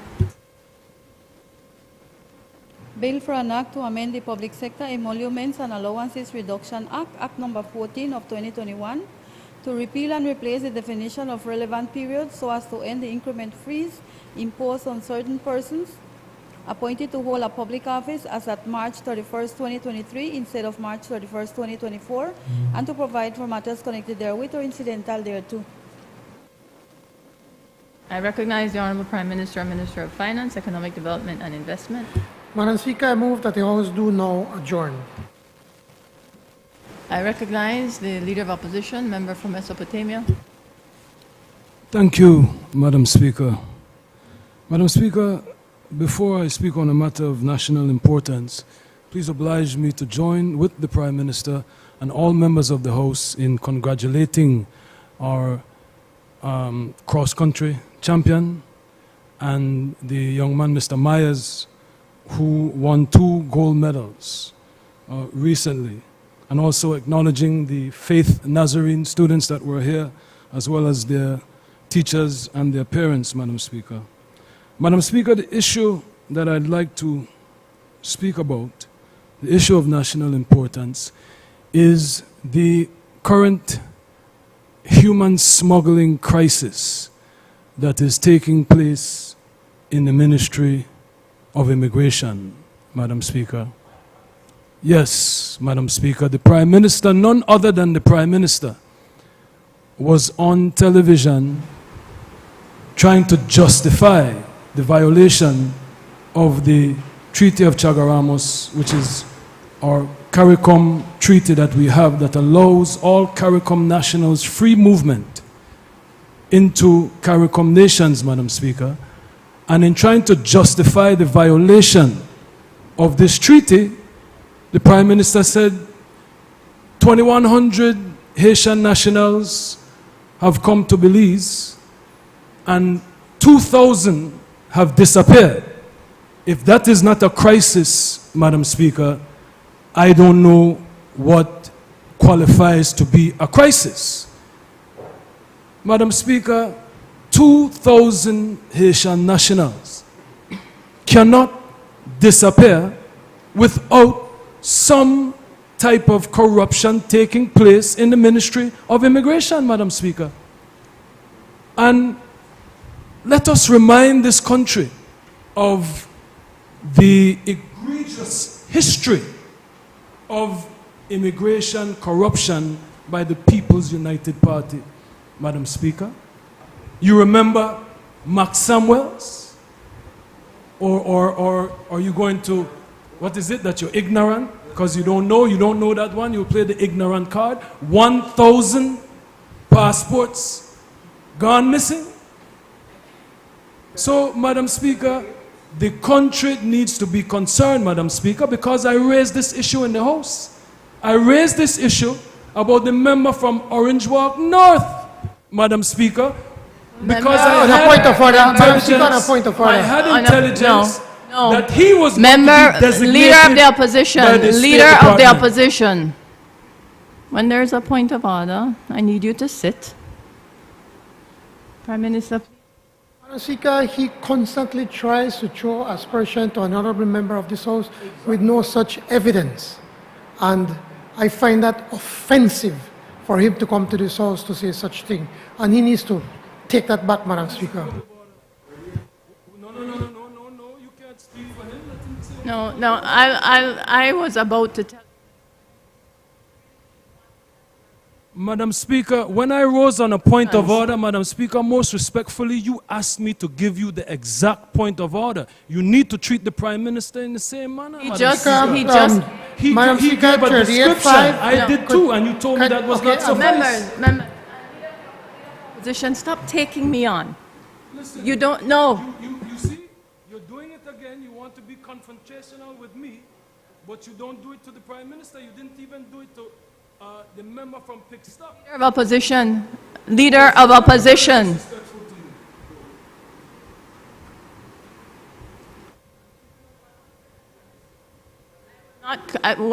Member for Kayasot. You do take me on. I will not get in a back and forth with you. And to be clear, if you check your records, all members, several meetings ago, I'm not even talking about this year nor last, I made it clear, if you cannot cite the exact number of the standing order, then tell me in description what that standing order. Members have said today relevance or irrelevance. On other meetings, you have said tedious repetition. That's all I ask.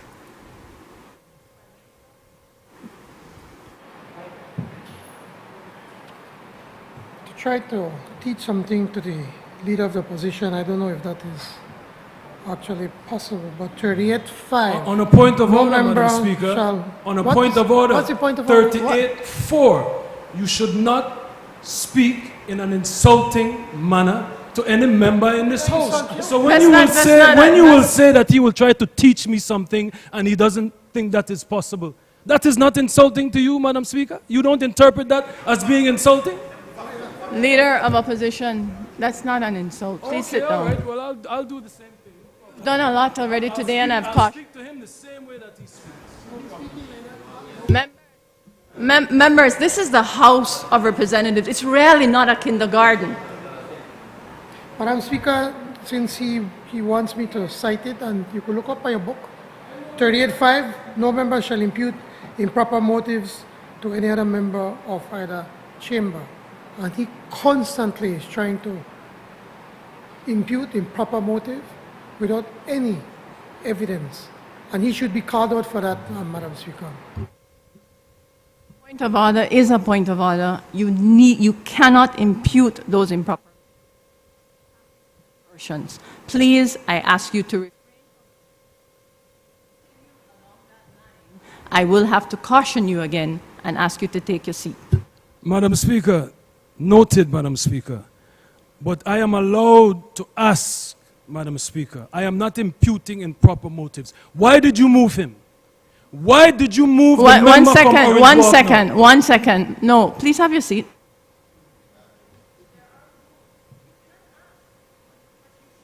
You should submit those questions. On adjournment, no, you should, you do not ask the question in adjournment. You do not ask. Issue of national importance. The question is the issue. Yes, so confine your statements to that. When you want to question ministers, you know this very well, Leader of Opposition. Members, know there is a procedure. Specific questions to ministers. It is not on adjournment. Thank you, Madam Speaker.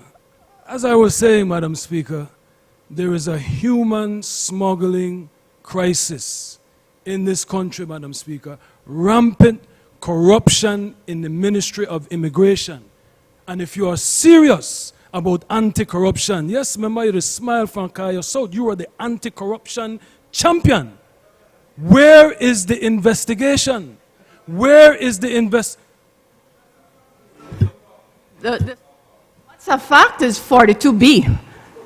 That's a fact. Thank you, Madam Speaker.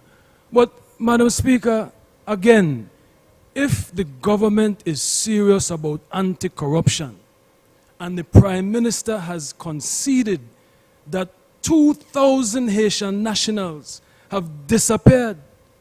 That has to involve complicit facilitation by the Ministry of Immigration, and I suggest that is why he moved the member from Orange Walk North, Madam Speaker, because he was the Minister of Immigration and he moved, Madam cannot Speaker. You Madam cannot Speaker. cast aspersions. I see what you're doing. I'm asking you, please. It is a valid national importance matter. It is, Madam Speaker. So, member, just confine your statements to it. Okay, Madam Speaker. Madam Speaker, and as I said, this PUP government has an egregious history of immigration corruption. Egregious. 1,000 passports they sold under Max Samuels, who I believe he was designated or he had his visa revoked, Madam Speaker. And, in keeping with this issue of immigration and corruption, the Prime Minister tried to justify violating the Treaty of Chaguaramus because of this immigration corruption that he cannot contain that is happening within the immigration ministry. But how is it that you're not asking the Chinese, the People's Republic of China, for visa?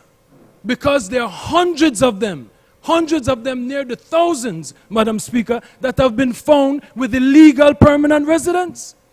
So how is it that we are discriminating against our CARICOM brothers and sisters, but you have these nationals from the PRC that are coming into our country with permanent residence, Madam Speaker? There is a problem, Madam Speaker. And I want to salute the public officers, I won't say her name or their names, who are exposing this corruption, Madam Speaker. And if the Prime Minister is serious about it, a cabinet reshuffle is not enough. The only way we will stop the human smuggling crisis that we have in this country is to arrest and charge the minister that was facilitating this corruption, Madam Speaker. Thank you. No. Please, you need to strike that from that last statement. One second. You need to strike that from the last statement. Leader, thank you for taking your seat, or else I would have asked you. You cannot cast the aspersions. Prime Minister, will you respond? Yeah. I wish I don't have to, but I guess you want to take your Hold up. Whoa. Hello. Can we take a moment to calm down? I get it. Thank you. Take a deep breath. It helps. This is, I keep thinking of Honorable Sylvia Flores, rest in peace. And she was so right of her experience in this House. Prime Minister, you are going to respond. As I said, I don't think it merits a response, but since he is on and on about this human smuggling and the Treaty of Chaguaramus, again, he has no moral authority to speak about these things. He has no moral authority. He has no moral authority to speak on this matter, Madam Speaker. And the barefacedness and for him to come and make these aspersions in this National Assembly. The people that are presently working in Immigration Department, who hired them? It is your government that hired them. And Madam Speaker, he comes and makes them. So I am asking you now, you name who you believe is creating all of this in the ministry. I need to remind him that I never heard him ever criticize the previous government with the Haitians when they were required to present a visa to come into this country. It is our government that lifted that restriction so that they could come freely. But now that they're coming freely, Madam Speaker, we have said it over and over, we are seeing signs that there is some form of human trafficking in Belize. You have these people, Madam Speaker, there are websites in Haiti, websites in the Dominican Republic, where they are advertising to the Haitians, taking advantage of these poor people, telling them that they can come to Belize, and once they get to Belize, there are people here that would facilitate them on all the way to the border of the United States of America. I don't know the exact number. I have never given a number. The Minister of Immigration has given a number when he presented the report to Cabinet, that approximately 90% or probably even more of the Haitians that come to Belize, Madam Speaker, are being smuggled on to the United States. The United States government has called our attention to this issue. And when it comes to the issue of human trafficking and human smuggling, the United States is very strict on that matter. It's because of the work that our government did that we were reduced to, where is it? Honorable member, she's away. We were reduced to tier 2. When we were at tier 3 under the UDP, because they were facilitating human smuggling during their time. We have been reduced because of the actions that we have been taking, because we are going after anybody that we believe, even within the ministry, if we suspect that they are facilitating this issue of human smuggling. Now, when it comes, Madam Speaker, with the issue of the visa, it was not an easy decision. But we felt that we had to be able to break it for a bit. So we are saying, no, you have to come and apply for a visa before you can come to Belize, because we're trying to break that cycle, break that ring, and hold whosoever is responsible for what the action that is going on. You have vehicles out there waiting. You have people out there waiting, Madam Speaker, at the airport, that as soon as these poor Haitian people that are taking advantage of them, waiting for them in vans, taking them to special hotels. They spend one night in Belize City, the following day they go to Corozal, and after that they disappear. We cannot continue to allow unscrupulous people take advantage of our brothers and sisters from Haiti because they are living in such subhuman conditions. Now he wants to talk to us about immigration and what about 1,000 or whatever passports. Again, he either is misrepresenting or he's speaking out of ignorance. And I don't know which one is worse. Do I need to remind him about the late Philip Golson that had to remove because of the immigration scandal? Or the late Elito Urbina about, no, but it's the truth. Am I lying? He was removed because of immigration. He was removed. So hold on. No. It's your member that brought it up, not me. So I have to put the record straight. We have to talk about the Honorable Elito, the late Elito Urbina, Madam Speaker, who was on a point of order, Madam Speaker. What's the point of 38.4. If you're saying that is relative to former members of the House as well. And Philip Golson is a member of the House. So if I can't speak about the member from Orange Walk North, who is definitely no Philip Golson, he should not be able to speak about Philip Golson. He shouldn't be able to impute improper motives.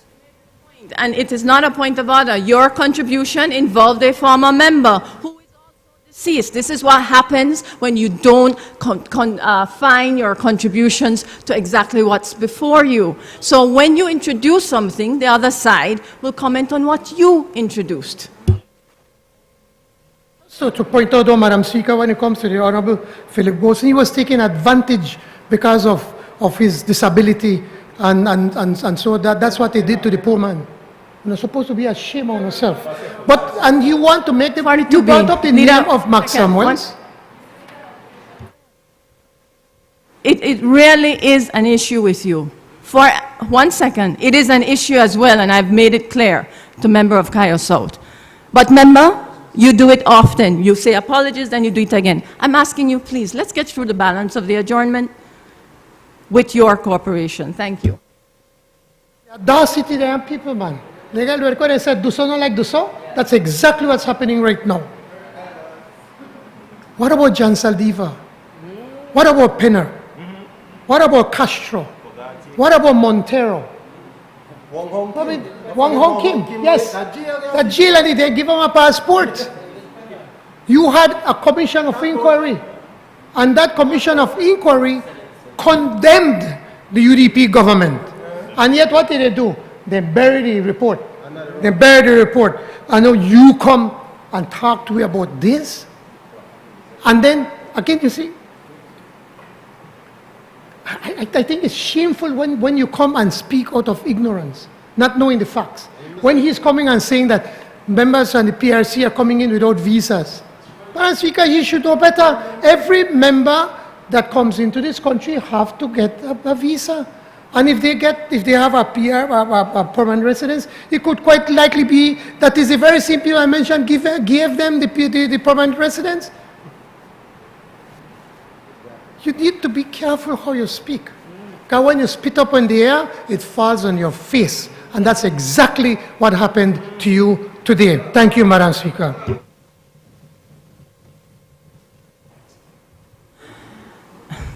Before I recognize you, member, all I ask members, I haven't had to invoke it much today, but clearly we saved the best for last, I guess. 42B, please, both sides, can we try to cooperate with it? I know emotions are high. I know the politics enters the House, but can we try to respect the others? It really helps your chair as well, so that I can ensure guidelines are being followed. Thank you. Member for Corozal North, apologies for that interruption. Thank you, Madam Speaker. If I want to raise a concern of national importance, Madam Speaker. It has to do with the rehabilitation of the Philip Goulson Highway, and particularly the stretch that traverses my constituency. Madam Speaker, the construction of the highway is pretty much advanced, and thankfully we have the member for Cairo South here. But it raises a number of concerns that I have been mentioning throughout the time that we have had the construction going on. Precisely now, Madam Speaker, we're at the peak of the summer, we're heading into the rainy season, and it brings the concern of all the villages that we have in that particular stretch of road. Madam Speaker, the flood-prone areas is a concern to all of us in the 5 villages that we have traversing that the Remate Road, as is commonly known. We have noticed that the construction, particularly in the village of Chanchen, is pretty much advanced. Yet we are not seeing the kinds of work being done to address the issue of floods, particularly the issue with drains. There is nothing going on, and I have been very adamant and vocal on the issue of making sure that whatever we have there is done for the benefit of the people of Corozal North. A member for Cairo South, Chanchen is pretty much finished. Yet we are not seeing the drainages that need to be put in place in order for us to avoid any kind of incidences when we have the rainy season coming on. And secondly, the issue of the safety and the security of our villagers in Chanchen.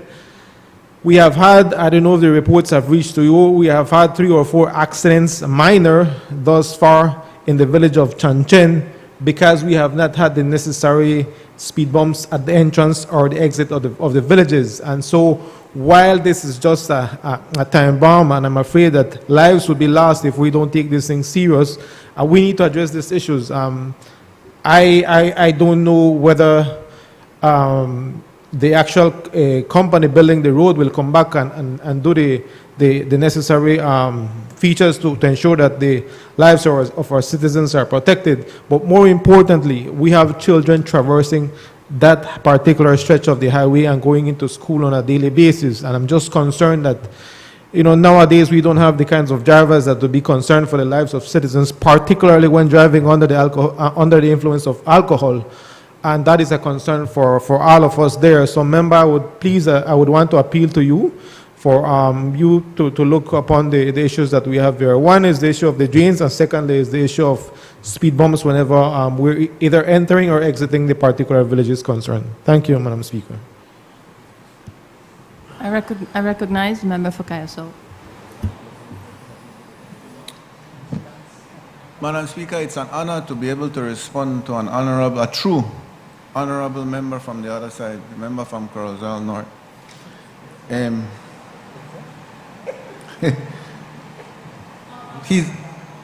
Yes, ma'am.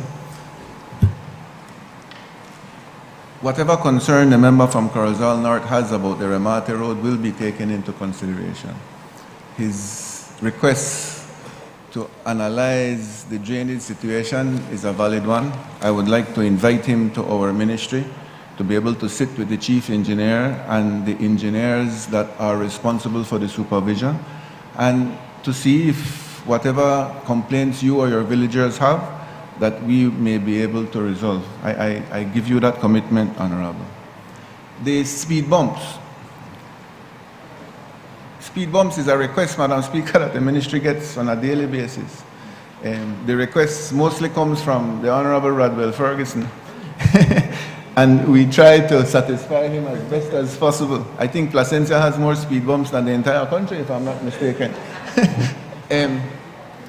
But again, the honorable member is right. He is looking out for his constituents. Speed bumps has its advantages and disadvantages. And so, again, I would not be able to respond as to the exact remedy for your request, but the same thing. Come and sit with us. Have the professionals at the ministry.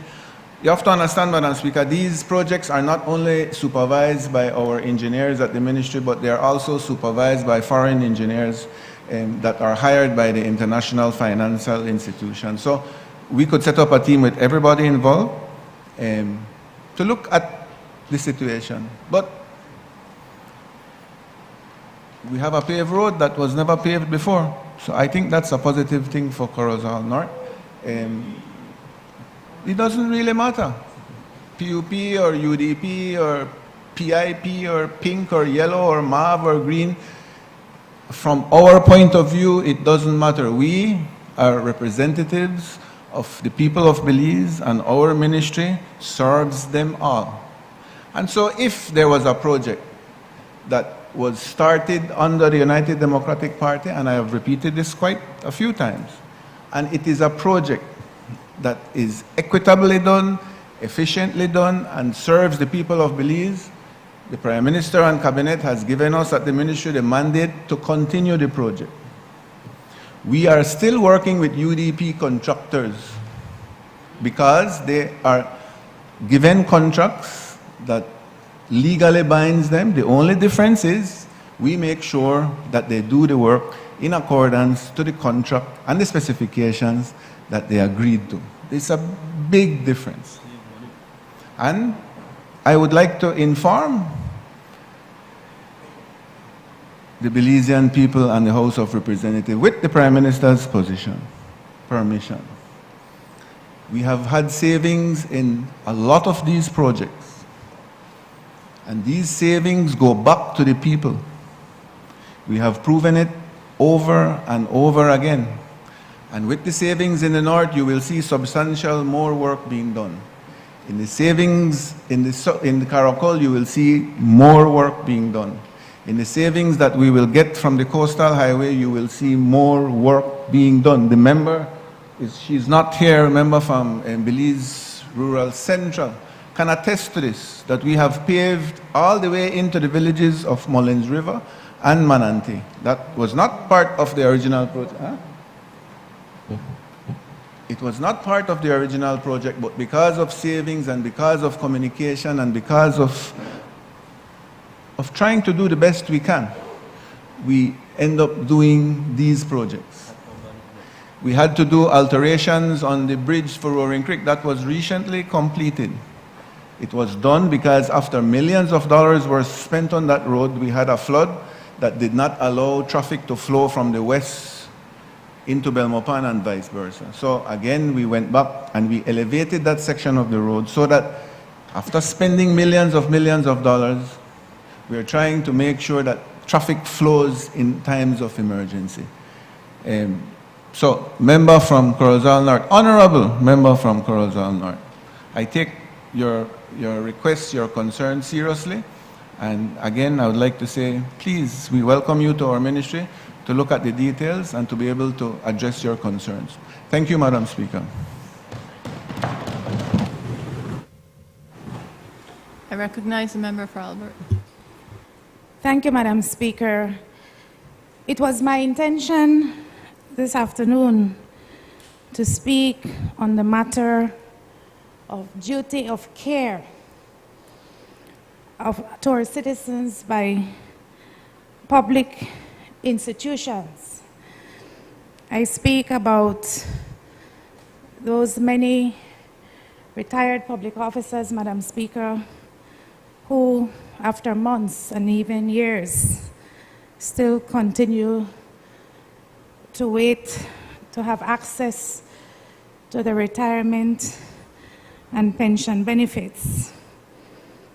I think of the horrific incidents that happened with the Belize Assembly for Persons with Diverse Abilities when they were heading on a field trip and had to use alternative transportation services that could have cost them their lives. I think of Miss Meggs, of course, but I also think of a case which I have shared with my colleague from Orange Walk, the Honorable Minister of Health, and I will not go into those details because he has so kindly indicated that his CEO will look into that matter and have it addressed, but duty of care by our public health institutions. We had a case late last night that was a near life or death situation. I want to publicly thank the Minister for readily and without any reservation agreeing to look into the matter. I decided to stand anyway, Madam Speaker, to offer my sincerest condolences to the Yearwood family on the passing of ASP Fitzroy Yearwood. The Yearwood family is a big family within the Albert constituency, and although they have always supported the People's United Party, I can say that ASP Fitzroy Yearwood has always been very respectful of my role as the area representative for Albert. He has always been a true professional in his work at the Belize Police Department, and he has been helpful whenever I've had to seek matters of clarification on issues affecting citizens and particularly residents of the Albert Division. I know I was hoping to make the funeral services this afternoon, and I thought this would have been a short house meeting.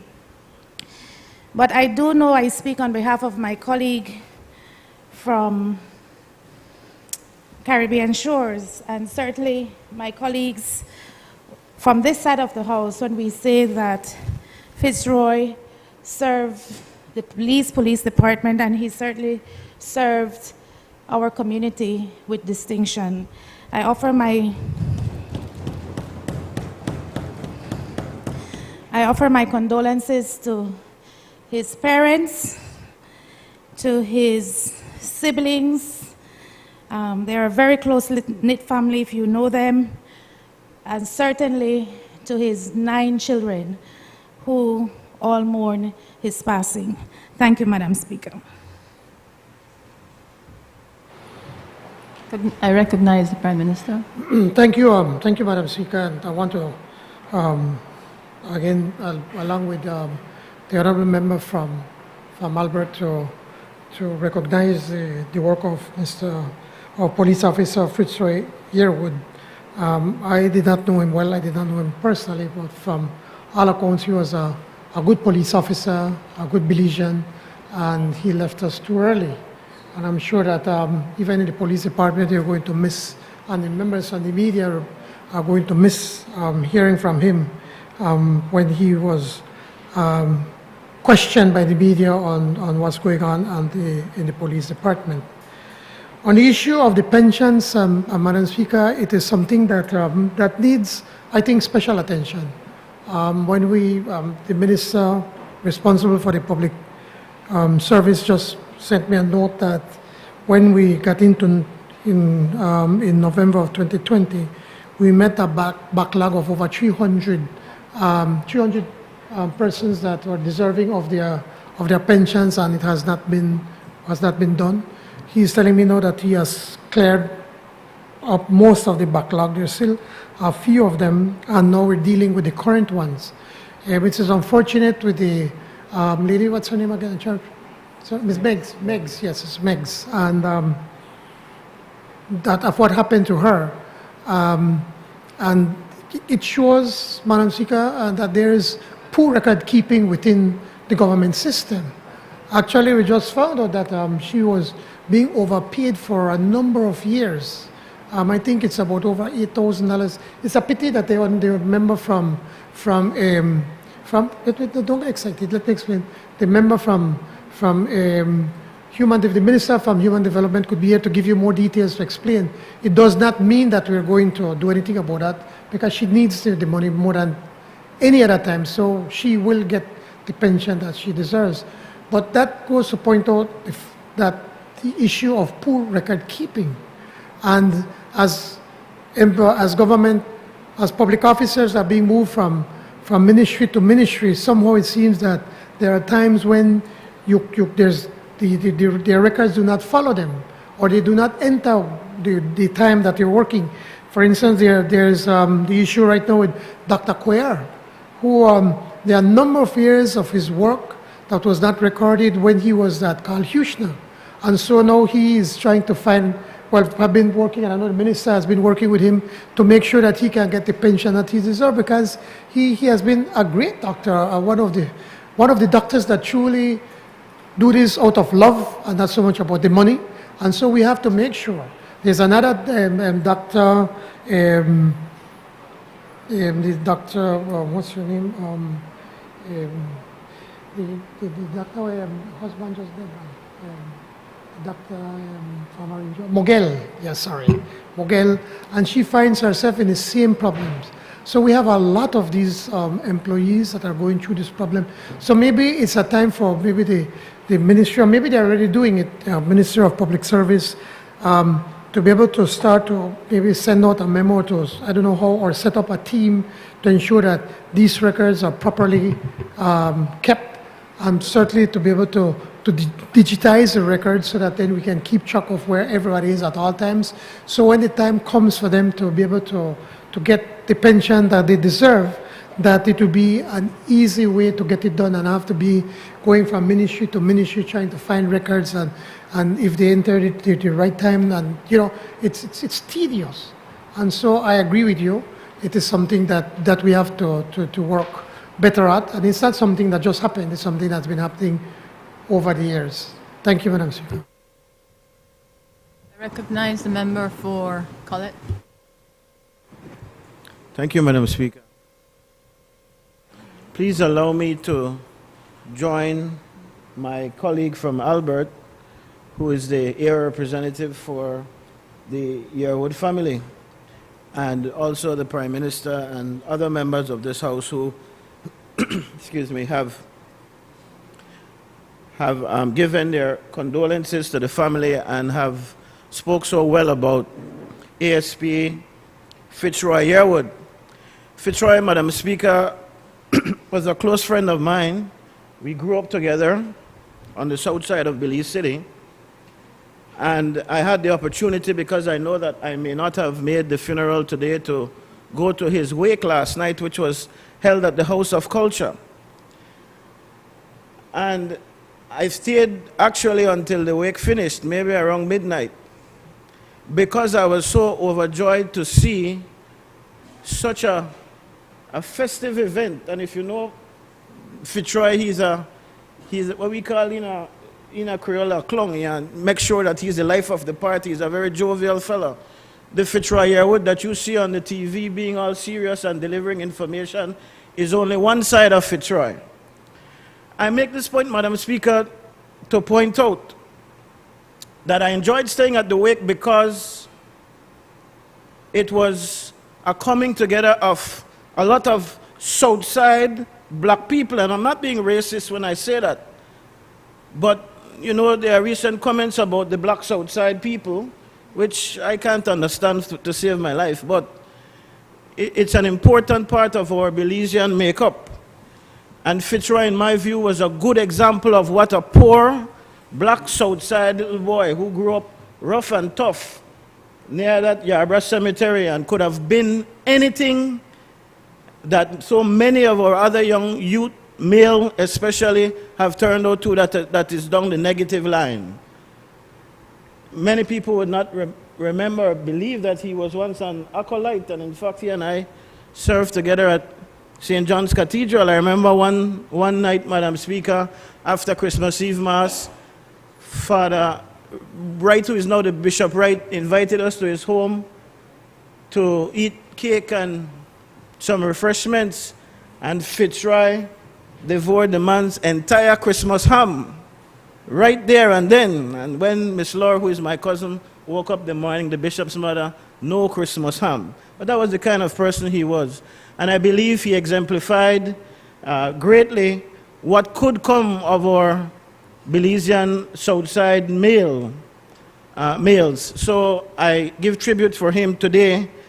And Madam Speaker, while I do that, please, that's not the issue I wanted to speak on. I just wanted to join with my colleagues in honoring him. I will still try to make what would be the remains of the funeral, but I thought it important for us to place on the record here as well this nation's appreciation for him. I think all will agree that he did a very stellar job as the police press, I don't know what's the official term, officer, secretary, whatever it is, of giving information to this nation on a daily basis when it came to the issues of the police. So I place on record my personal gratitude, and I believe the gratitude of this entire House and nation when it comes to Fitzroy Yearwood, or as we call him, Faye. His initials spelled out F-A-Y, so we call him Faye. Madam Speaker, the issue I want to talk about today, though, is the issue of our young people who are involved in sports. And I join the Prime Minister and others, the leader of the opposition and others who commended our young athletes, the outstanding young Belizean who, as the Prime Minister put it this morning, brought the garland back and won the cross-country race this year. And the young, I'm not sure how his name is pronounced. I've heard variations, Demetri, or whatever the name is, Myers, who I mean, when you hear about these gold medals being won, Madam Speaker, you feel, oh, it's just another situation that occurred, and it's another 1 minute of us being proud of our young people. And so I made it my business to go back and view the races, the 1,500 meters, under 17 male, and the 3,000 meters. This young man was so spectacular. I mean, he won these races by leaps and bounds beyond the competition. And it has to speak great volumes about the kind of talent that we have in Belize with our young people. And it brings me to the point, Madam Speaker, that I want to hone in on today. I noted that my friend, the member for Stand Creek West, and my friend, the member from Port Loyola, who represent the Ministry of Youth and Sports, both visited the airport to welcome the young Mr. Myers home as he participated in local athletic games here in Belize. And this is all good and well. I have had the opportunity, as you know, of being Minister of Youth and Sports, and we quite often have these joyous welcome home for our athletes, but more needs to be done. And I want to make a particular appeal this evening for two of Belize's best talents when it comes to athletics that I believe we are slipping down on an opportunity to ensure that they get taken care of. A few months ago, Prime Minister, your wife, Special Envoy, Mrs. Briceño, highlighted these two young ladies, the Carr sisters who hail from the Colored Division, for their spectacular performance in athletics. They are runners. And in fact, through the help of the Ministry of Education, Youth and Sports under my watch, these young ladies were sent to Jamaica to further their education, at the same time train for their athletics performances. And I was saddened to learn this week, Madam Speaker, that both of them are home in Belize now, not yet completing their academic journey. Of course, their training has been discontinued. They attend, I believe it's UTEC in Jamaica, where they are receiving, and you know that Jamaica has a good farming system, if you will, of athletes and training for athletes.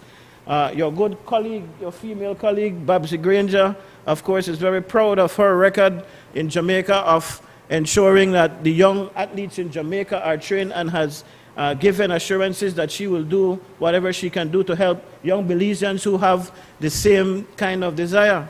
But I make the appeal, and I beg the pardon of my colleague, the Minister of Education, immediately, and also the member from St. West, who is the Minister of Sports, that I did not come to you personally, as I feel very certain that you would lend a hand.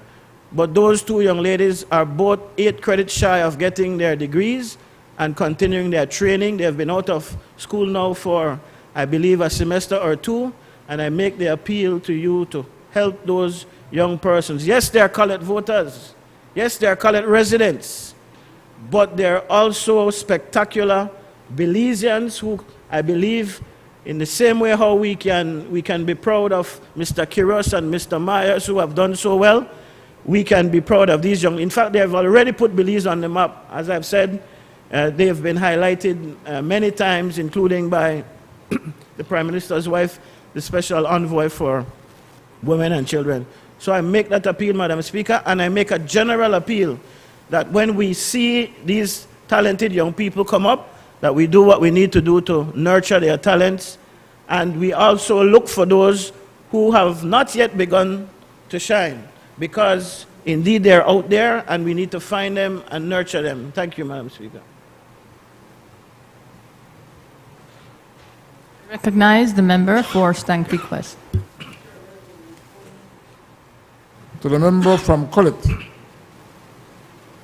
First of all, I'd like to congratulate the young man, Dimitri Myers, for this spectacular in the race in the Bahamas about 2 weeks ago.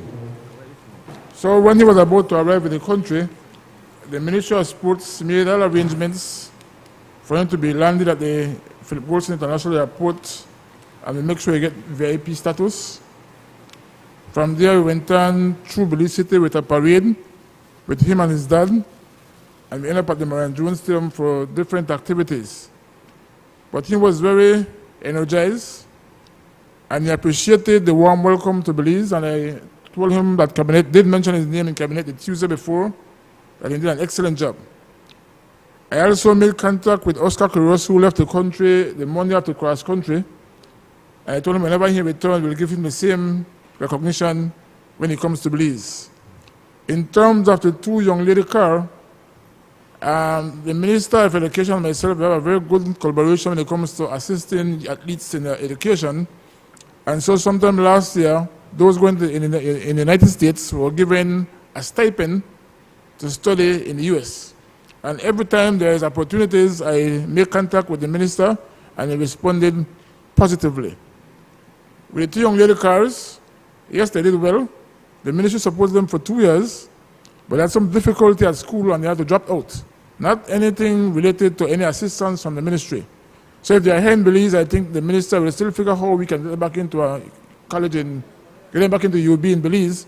It's very important. So we are going to look into it, sir. No, it wasn't money. It wasn't money.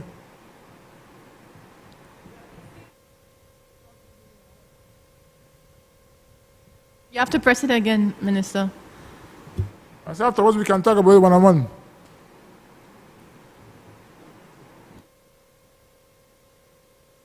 Honorable members, the question is that the House do now adjourn. All those in favor kindly say aye. Those against kindly say no. I think the ayes have it. The House now stands adjourned.